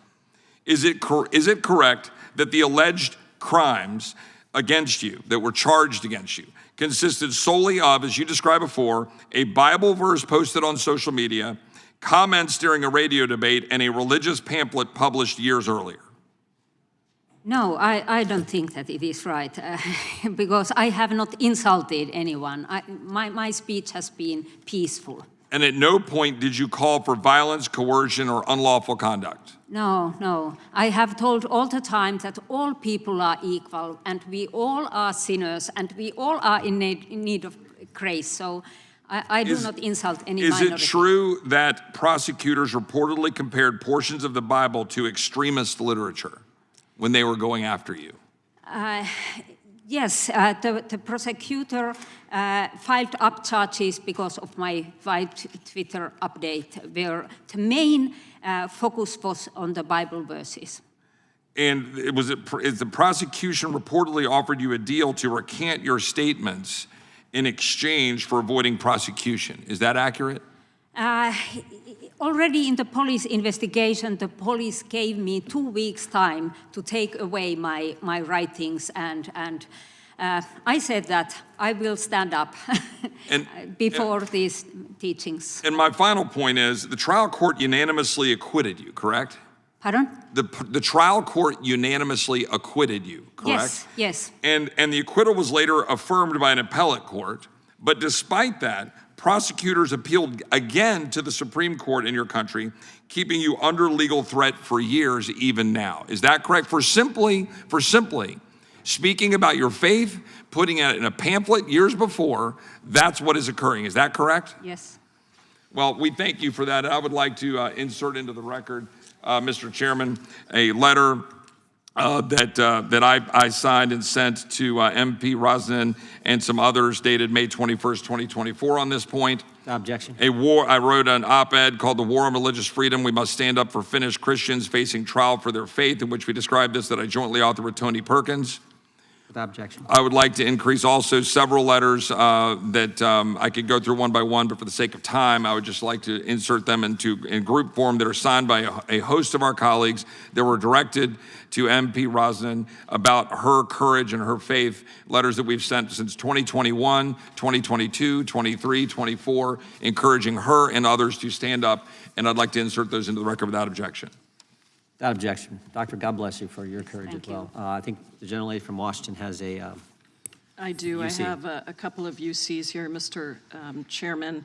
The first one is from the New York Times, I believe, about the way in which the Trump administration is smearing and humiliating citizens in order to influence public opinion while sending a warning to other critics to beware of crossing the administration. It's called "They Couldn't Break Me," a protester, the White House, and a doctored photo. without objection. Second one is from, it's from CBS News, titled "ICE Agents Wrongfully Detained U.S. Citizen in Minneapolis for Looking Somali." Without objection. Next one is from the BBC, "New Jersey Mayor Arrested in Protest at Migrant Center." Without objection. And I believe that's it. Thank you. Is it the gentlelady from Vermont or Ms. Scanlon? Gentlelady from Pennsylvania is recognized. Thank you. I understand that our Republican colleagues would prefer to distract and divide with a hearing that completely misses the moment. Just days after armed and masked U.S. agents have shot and killed 2 citizens on the streets of an American city. So it's important that we refocus on the threats to civil rights and liberties that are occurring right here, right now, in America. And I want to thank Mr. Mayo for bringing firsthand testimony to Congress about what is happening on the streets of Minneapolis, because the people of Minneapolis have risen to this moment and understand it better than everyone. The White House has unleashed armed and masked federal agents onto our streets to terrorize our communities, and if you think it doesn't affect you, think again. Masked government agents are kidnapping people on the streets of American cities, citizens and non-citizens alike, breaking into their cars and homes, holding them at gunpoint, raiding homes without warrants in violation of the Fourth Amendment. Government agents are surveilling, threatening, and assaulting Americans when they peacefully observe and protest these actions in violation of the First Amendment. They're detaining children and adults with no criminal records in nightmarish conditions in violation of every standard of human decency. And in the last 28 days, Trump's paramilitary goons have violently and lawlessly shot and killed 2 Americans. In the aftermath, the administration tried to smear the dead Americans' actions and characters and convince the world not to believe what we saw with our own eyes. And throughout, our government, not foreign governments, has tried to silence those who expose or criticize those excesses, arresting and threatening elected officials, journalists, and concerned citizens. So why isn't Republican leadership of this committee and Congress hauling the Department of Homeland Security and Kristi Noem before this committee? Why aren't they conducting an investigation into the killing of American citizens and the use of excessive force by ICE and CBP? Why aren't they doing their jobs to demand accountability? Americans are outraged. I don't understand why my Republican colleagues are not. Instead, they're trying to deflect attention and tell us that Europe poses the biggest threat to Americans' rights. It's insulting because it is really clear that right now, the most serious threat to American civil rights and civil liberties is coming from our own government. Now, Mr. Mayo, we've seen ICE agents conducting warrantless arrests, and a particularly egregious example occurred in Minnesota when masked agents broke into a man's home, held him at gunpoint, and dragged him out into the freezing cold in his underwear and a pair of Crocs, only to realize he was an American citizen with no criminal record, and the guy they were actually looking for was already in prison. How would the Fourth Amendment address this situation? Why is it important that we have warrants with respect to searches of people's homes, et cetera? Thank you. The founders ensured that the Fourth Amendment places significant limits on the government's ability to enter our homes, search our persons, and subject us to arrest. And one of the clearest rules under the Fourth Amendment is that federal agents just can't break into your home and arrest you without a judicial warrant. That judicial warrant is a critical component to ensuring accountability. That is what we are seeing more and more that is missing. We are seeing on the ground the use of administrative warrants, which do not allow someone, an agent, to enter your home and arrest you. And if a judicial warrant is sought, doesn't the judge require the government to show that they have the right house and the right person, and that there's probable cause to suspect that they're going to find the person they're looking for there? That's right. That's that layer of accountability that comes into showing that you're not just going into someone's home based on a limited amount of suspicion or in certain cases, in these cases, racial profiling or just thoughts this person might not be here illegally. And would you agree that when folks argue that immigrants don't have constitutional rights, or immigrants don't have the right to demand a warrant before their home is searched, not only is that contrary to the Constitution, but if you take that position, then you can end up with the situation that we had in Minnesota, where a citizen's constitutional rights are being violated because there was no due process, no probable cause, no warrant. Our constitutional rights and the rights of the Bill of Rights apply to us all. And explicitly, the Fourth Amendment says all persons. It doesn't say citizens, does it? That's correct. Okay. Are you familiar with the opinion by the Texas judge in the case involving the boy in the blue bunny hat? Didn't the judge there say that using an administrative warrant is like the fox guarding the hen house? Okay. You can answer that real quick, Mr. We are really concerned, very concerned about the erosion of the Fourth Amendment, and I know that that's something that's dear to many people on this committee, and the use of an administrative warrant is a significant erosion if it's being used to go into homes to arrest The people. gentlelady has Thank you. I have a UC. Okay, go ahead.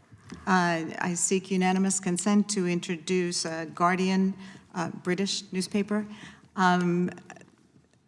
Article, 8 people have died in dealings with ICE so far in 2026. These are their stories. It's dated January 28th. Without objection. Gentleman from Arizona is recognized. Thank you, Mr. Chairman. Mr. Mayo, isn't it true that there are constraints on the use of First Amendment speech rights? Yeah, I mean, so yes, the First permissible- Amendment. There's constraints on it, right? And it's permissible for individuals to protest in America, right? There are rights to Right. protest in the United States of And America. people can the even, rights to- courts have found, I mean, these are yes or no, you don't need to. Sure. If you filibuster, which sometimes people like to do, we'll never get through this.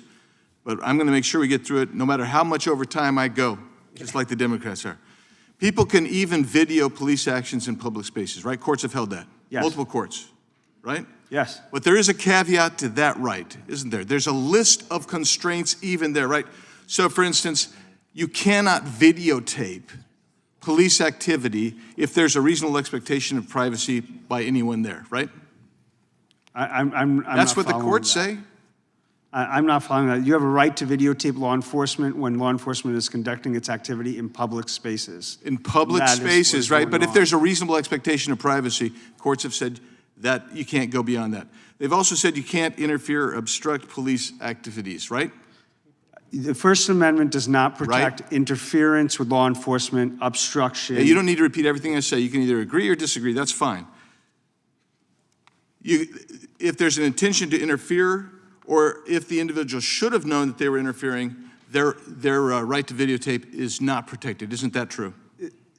The issue that is happening is when there is unlawful speech, when it's not protected, it does not give law enforcement the right to wildly pepper spray. It does not give them the right to deploy tear gas. Okay, so you want to pontificate. We realize that you were brought here to pontificate the Democrats' deal.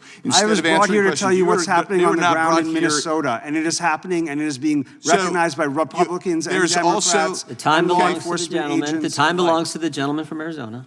Yeah, I'm asking you questions. You answer them. You can agree or disagree, but these are very simple. I think you'll get them even, because they're yes or no questions. The individual cannot videotape if they're not if it actually hinders public safety. Isn't that true? You're not allowed to interfere with law enforcement. You can't. You're talking about hypothetical scenarios. If you are impeding public safety, courts have held you can't get there. Apparently, I can't ask you questions because you're not going to answer truthfully. Here we go. Here's the deal. I have answered that. Here's the deal. You cannot Here's the impede deal. law enforcement. It's my turn. I'd like to reclaim it. Here's the deal. If you are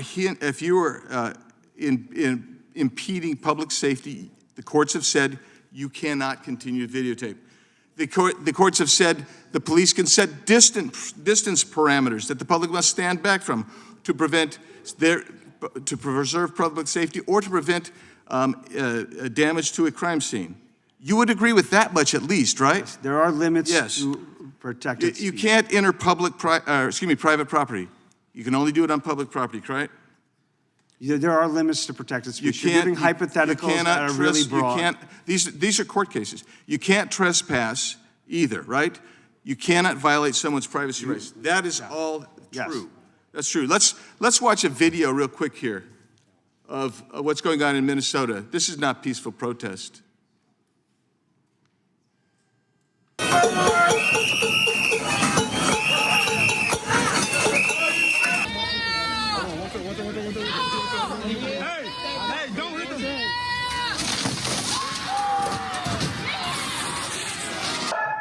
All right. What you have there in that first scene is not peaceful protest. That is not protected speech. And if you look at the statute, and I assume that you have, Mr. Mayo, if you look at the statutes here, and the courts have upheld it, something called administrative warrants, where you have a reasonable suspicion to believe somebody's in this country illegally, you are allowed to make the stop, you're allowed to make the arrest, you're allowed to pursue them that way. Reasonable suspicion is the standard under INA Section 236.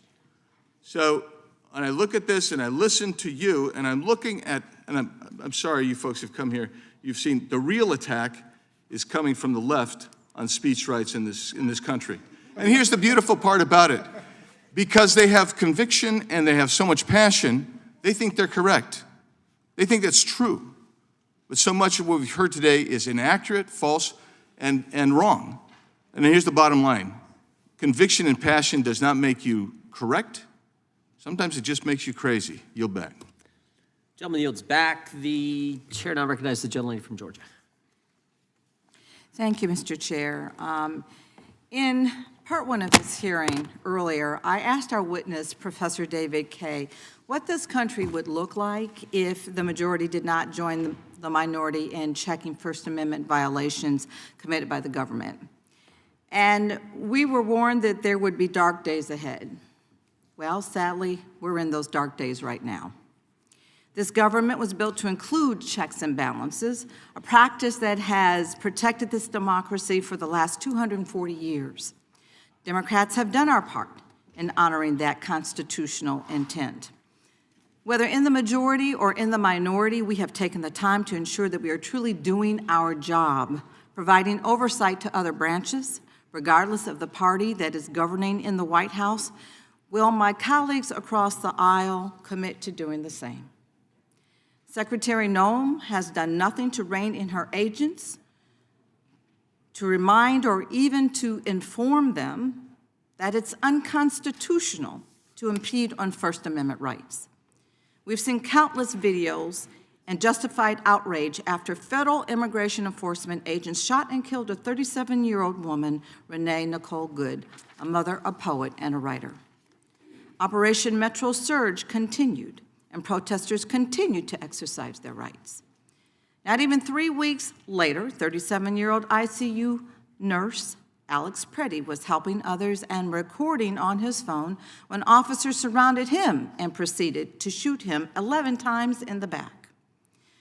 When protesters are literally being shot in the street as they exercise their First Amendment rights, gunned down while peacefully protesting heightened enforcement operations, targeted raids that break up families, and the oppression of their communities by agents of their own federal government, I know for a fact that these situations are what we should be talking about, not Europe, our own. We should be focusing on the government agencies here at home that are impeding the constitutional rights of our citizens. From the First Amendment to the 14th Amendment, even due process rights right here in America are being violated. So much so that a government attorney asked to be held in contempt just to get sleep because ICE arrests have been so sloppy that her office has become overwhelmed with ICE because ICE complies with the flooded court orders coming in. Mr. Chair, I have a unanimous consent request. I'd like to enter into the record this article from Fox News entitled, "ICE Attorney, This Job Sucks." Without objection. Thank you. In which Attorney Julie Lee, she states, and I quote, "The system sucks, this job sucks. I'm trying with every breath I have to get you what I need," end quote. Without objection. Thank you. People across our country are taking to the streets, asking for justice, calling for federal law enforcement to leave their communities, and they're demanding accountability. And this continued threat to our First Amendment rights extends to voting and elections. In my home state of Georgia, federal election investigations and enforcement actions have created fear, confusion, and hesitation among voters and election workers alike. All for an election that was decided over 5 years ago, over a vote count that leaders from the sitting president's own party have affirmed to be lawful and correct. These tactics are meant to scare voters and make them worry that their vote and therefore their voice is not going to matter.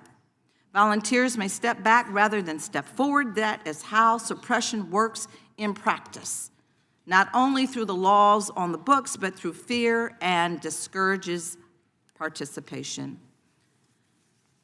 Mr. Mayel, you have said that Minnesotans are foregoing basic daily tasks. Their children aren't even going to school. If conditions persist, how could the government's response to citizens exercising their First Amendment rights impact our voter turnout at our upcoming elections? Thank you for the question. I can tell you right now that the feeling in Minnesota is one of disruption. Normal day-to-day activities, we're talking about work, groceries, going to school, have been disrupted significantly. And I think that if we continue to have this presence of this federal force, life will continue to be disrupted. Thank you for that, and I contend to say that there are going to even be darker days in our future, and I yield. Gentleman yields. Gentleman from Texas is recognized. Thank you, Mr. Chairman. We've had a lot of discussion here today about DSA, DMA, and their effect on American free speech. And while these are very important issues, I also want to emphasize the danger of other EU overreaches that directly affect my constituents in the great state of Texas. The Corporate Sustainability Reporting Directive and the Corporate Sustainability Due Diligence Directive. The CSRD and the CS3D are nothing short of a full-blown assault on American sovereignty and energy independence. These extraterritorial ESG mandates force Texas oil and gas companies to comply with burdensome reporting and due diligence rules tied to the environmental treaties we never, ever ratified. With over 4,000 U.S. companies affected, including thousands in our energy sector, these laws impose massive compliance costs, deter investments in LNG exports, where America leads the world and threatens thousands of high-paying Texas jobs in drilling, refinery, and clean energy projects. CS3D could cost the Texas economy over $68 billion in one-time compliance costs and over $1 trillion in potential lost revenue. In my state's manufacturing sector alone, one-time compliance costs are forecast at $26 billion, along with ongoing annual compliance costs. CS3D could cost over 63,000 Texas jobs, which is the equivalent of raising my state's unemployment by 0.4%. Payroll losses could exceed $6 billion, and over 490,000 Texas small businesses will be most affected since they lack the resources to comply. Exxon's CEO rightly called the CS3D the worst legislation he has ever seen. And the ironic thing is, Europe is actually shooting itself in the foot by driving away innovation, accelerating deindustrialization, and chasing off key energy suppliers. I'm glad President Trump is taking strong action by flagging these rules as threats to our trading relationship, securing commitments to limit their undue burdens on American companies, and standing ready with tariffs and every tool necessary to defend our innovators from foreign overreach. Mr. Chairman, I have a UC request. Objection. I'd like to enter it into the record a January 2026 report by Hudson Institute Senior Fellow Harold Fergoth Roth, quantifying costs of the EU's CS3D on U.S. industry. Okay, objection. Legislative responses. We have a great member. You heard from him earlier, Rep. Fitzgerald out of Wisconsin, H.R. 4279. His legislation, Protect U.S. Companies from Foreign Regulatory Taxation Act, would prevent U.S. courts from recognizing foreign judgments under rules like the CSRD and CS3D. Mr. Price, what additional steps can Congress take to shield American businesses from these extraterritorial ESG mandates? Well, sir, the aggregation of more and more of these regulations in, as you say correctly, extractive industries, but also in the tech space, is part of a concerted effort by the European Union to make the world in its image, the so-called Brussels effect. You're correct that passing legislation here that would restrict the ability to enforce these decisions is a very wise step. I think ultimately, though, what will have to happen is using diplomatic pressure and indeed, as this administration has done, start to name names about the people who are forcing these things on U.S. companies. The cumulative effect of this is extraordinary. As I was saying, it's not just simply the Digital Services Act, but all of these regulations, and then expanding even further into the mandates you're describing, are trying to effectively create a trade barrier, regulatory-wise, against the United States that's not explicitly a tariff barrier, but has the same effect. Thank you, Mr. Price, for being here. I yield the balance. I appreciate it. Mr. Price, is government the biggest purveyor of misinformation? I certainly think, sir, we have seen during the last number of years, and particularly in COVID, that to be very much the case, and the European Union as well. Do you agree, Mr. Linehan? Yeah, I think often by means of omission. Yeah. It's the things they don't talk about. Just as today, people haven't been talking about the Minnesota fraud that kicked this whole thing off. And the journalist on X who exposed it, Nick Shirley, you know, it's what they don't say that's often where they're dishonest. Our government actually tried to set up, did set up a disinformation governance board. A bunch of bureaucrats going to tell you what you can say, what you can tweet, what you can post, what you can read. Frightening. And that's the same, that dynamic is what we're concerned about. I bet even the guy from Minnesota ACLU, Mr. Mayall, would probably say that that's not a good idea to have a board tell you what you can say, some bureaucratic board tell you what's true and what isn't true. And typically, well, I'm over time, so we'll get back to that. We'll go to the gentlelady from Vermont is recognized. Thank you, Mr. Chair, and I thank the witnesses for being here. I wanted to just start by sort of level setting here. Where are we at right now in this country? It's not good.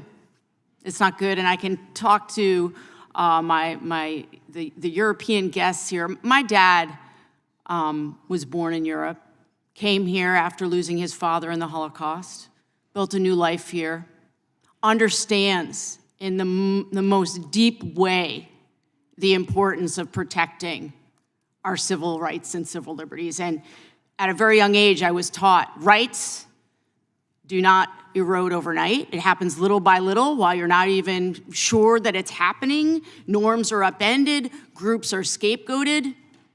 And when I look, and I've spent time both in Minneapolis, St. Paul, and I've spent time in Chicago, and what we are seeing on the ground is absolutely terrifying. You have members of the clergy being pepperballed in the head while they are peacefully praying and protesting in front of immigration facilities.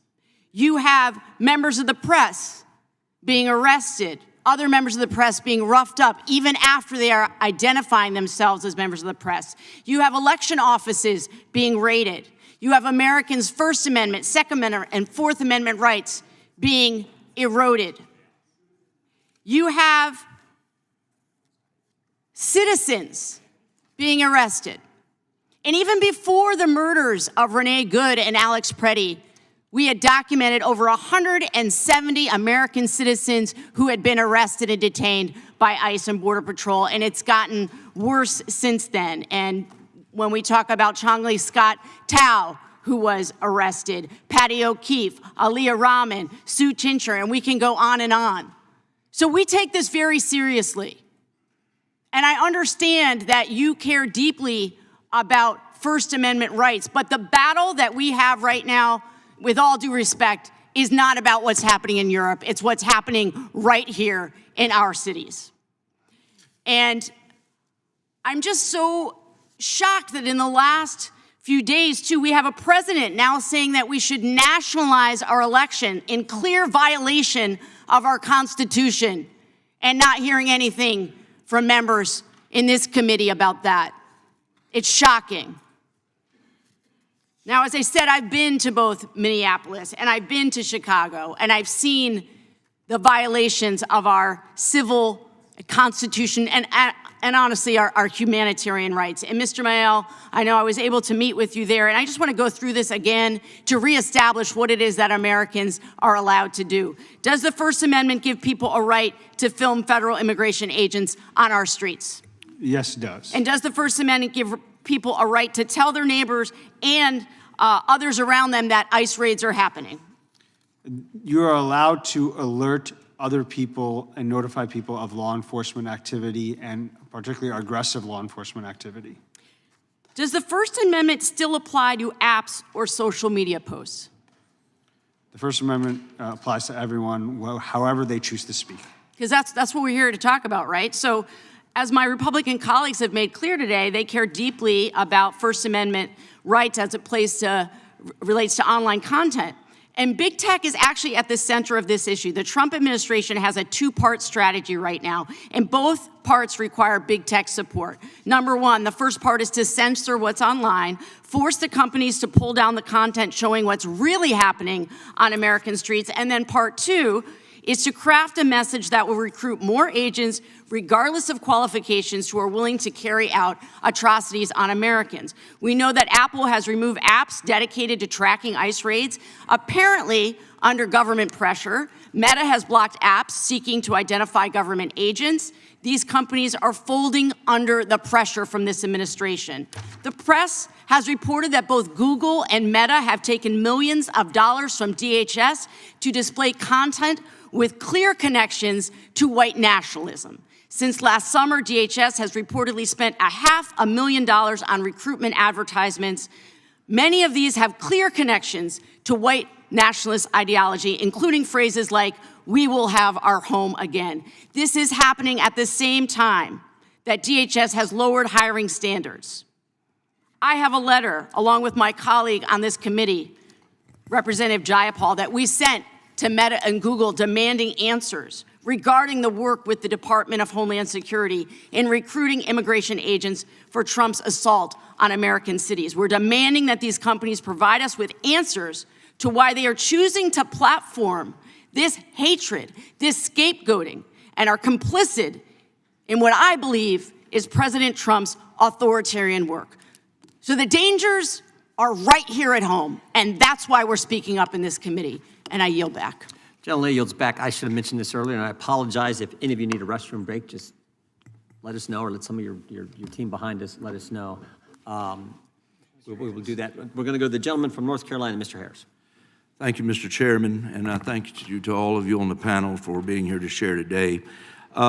We've heard a lot in your testimony, and Dr. Raskin, I want to come to you. What Bible verse did you post that caused you to be criminally prosecuted? Thank you. It was from the book of Romans, 1st chapter, and verses 24 to 27.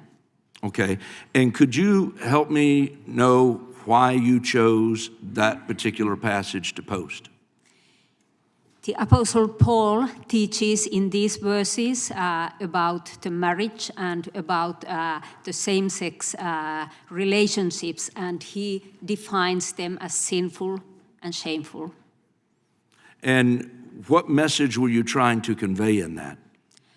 I wanted to make it clear that if the leadership of the church is supporting the Pride event, it is in contradiction with its basis, the Bible. Okay. And after you posted the Bible verse, if I understand correctly, you were charged under Finland's war crimes and crimes against humanity law. Yes, we have in that section, we have a law about agitation against minorities. Wow. Well, as a pastor for 37 years now myself, to think of someone that can be criminally charged for posting a Bible verse in the EU and NATO country worries me deeply. And as you've already heard from this panel today, God bless you. God bless you for coming here today to share your story. And my prayer is that it causes people to wake up to the threats that we are facing from those who seek to undermine our God-given right to free expression. We even saw just in a piece of the video clip that Mr. Biggs shared of when the storm was, a church was stormed right there in Minneapolis, and leaving families scattering, and all kinds of threats that were felt that day, and still dealing with that even now. I also want to state to you, Mr. Price, one of the things that brings Western countries together is our shared values. And in my view, the right to freedom of speech is one of these values. While I understand our European counterparts have not always been as gung-ho, perhaps, about free speech as us in the United States, I never thought in 2026 we would be seeing people jailed for posting Bible verses or even crass jokes. Thankfully, high-profile Americans are calling out our friends for this madness. In February of 2025, Vice President Vance gave a high-profile speech at the Munich Security Conference in which he urged Europeans to turn away from censorship and re-embrace fundamental free speech principles. What effect, Mr. Price, do you think that Vice President's words had, and what signal did they send to Europe? I think they were very impactful because the administration was shining a light on the nature of the problem. This is going to get worse. We have people being arrested for praying silently in the UK. We have people being prosecuted for posting Bible verses, for making jokes. The European Union is attempting now to export that through the Digital Services Act and force it on Americans, these European laws. And they're not going to back down easily because, as you can see with the approach they've taken to X, when a company commits itself to free speech, they have to stop that because of, as I say, I think they see it as an existential threat. And I'm ashamed to say, as an Irishman, my own country is playing a central role in this because most of these large US platforms are headquartered in Dublin.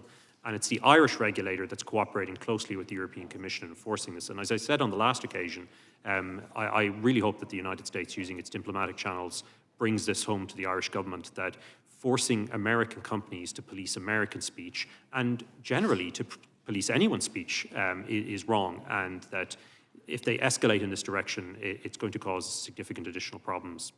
Well, and I applaud our Vice President for his speech, and I hope we can continue to remind our friends and allies of the value of free speech and expression. Unfortunately, we've heard in today's hearing, we have a long way to go. And Mr. Chairman, I yield back to you the balance of my time. I thank the gentleman. We will Mr. just... Chair, I have will a yield back. UC. The gentlelady from Vermont is recognized. Mr. Chair, I ask unanimous consent to introduce for the record a letter from Reverend Jared Weber Johnson of St. John's, the Evangelist Episcopal Church in St. Paul, Minnesota, which calls what is happening in Minnesota unlawful and unconstitutional, as well as a blasphemy against God. Without objection. Mr. Chairman? The I have a gentlelady use- from Washington is recognized. Thank you, Mr. Chairman. I ask unanimous consent to enter into the record an article from The Hill entitled Polls 62% Think ICE Efforts Go Too Far. That includes 92% of Democrats, 65% of independents, and even 30% of Republicans, a 10-point shift in Republicans' attitudes to ICE. Without objection. Mr. Raskin. And thank you, Mr. Chairman. I ask unanimous consent to enter into the record this Minnesota Star Tribune article from February 2nd titled Another Wave of Departures in Minnesota's U.S. Attorney's Office as 14 additional attorneys left this year. Without objection. The gentleman from Illinois is recognized. Thank you, Mr. Chairman. I join my Democratic colleagues in denouncing this sham hearing, which is an effort to distract from the brutal assault on First Amendment rights by the Trump administration and its lackeys in Congress. The greatest threat to free speech and dissent is the Republican Party today.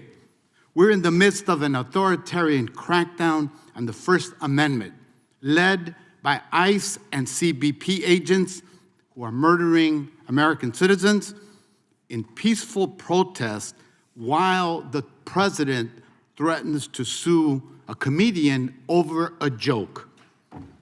That ain't funny. These attacks have escalated, but they're not new.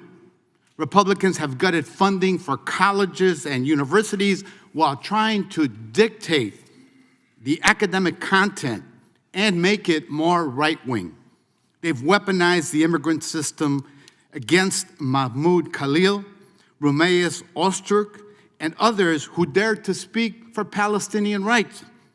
They've literally banned the federal government from using words and phrases they're terrified of, like women, oh my God, diverse, holy cow, affordable housing, who would ponder that? Clean water, you want to drink dirty? And equality, think of that. I thought all persons were created equal. And these attacks have not spared the Chicagoland region. Republicans have attacked Chicago and Illinois for our welcoming policies and illegally tried to withhold funding on decisions based on decisions by local officials. They funded mass death squads that killed, in my district, Silverio Villegas Gonzalez, shot Marimar Martinez, who was here in the U.S. Senate yesterday, and spread violence and terror in our streets. And as our neighbors exercise their First Amendment rights to peacefully protest the severe abuses at the Broadview facility, they were met with brutal repression by the federal government. A pastor was shot in the head with pepper balls right adjacent to my district. Journalists were tear gassed, and 6 protesters, including local elected officials, were arrested on vague conspiracy charges without substantial evidence. These charges and the actions of federal agents overall constitute a fascist attack on democracy. But we're not backing down. We continue to nonviolently protest, and the courts have struck down the attacks on welcoming policies and the extreme use of force against protesters and journalists at Broadview. Mr. Mayo, thank you for being here today and for the work that you've done keeping Minnesotans safe. I deeply appreciated your testimony at the field hearing that many of us attended in Minneapolis a couple of weeks ago. Can you speak to how the administration's occupation in our neighborhoods, in our cities, and our basic freedoms has escalated over the past year from Los Angeles to Chicago to the Twin Cities? Yes, I think that you can look at what is happening in Minnesota as part of a broader pattern of abuse that has been, and brutality that has been documented in court after court across the country.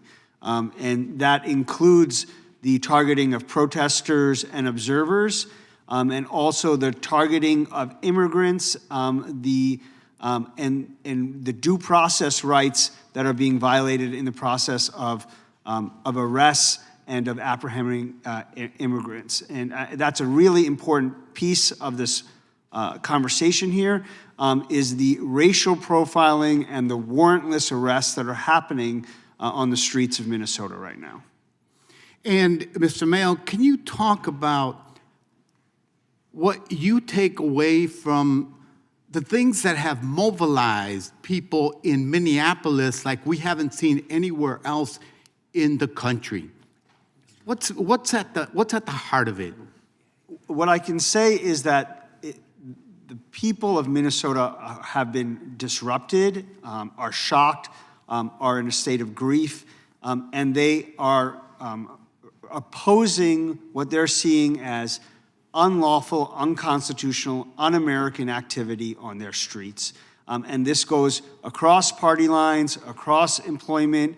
You are seeing it with law enforcement. You are seeing it with elected leaders. Again, this is not normal law enforcement.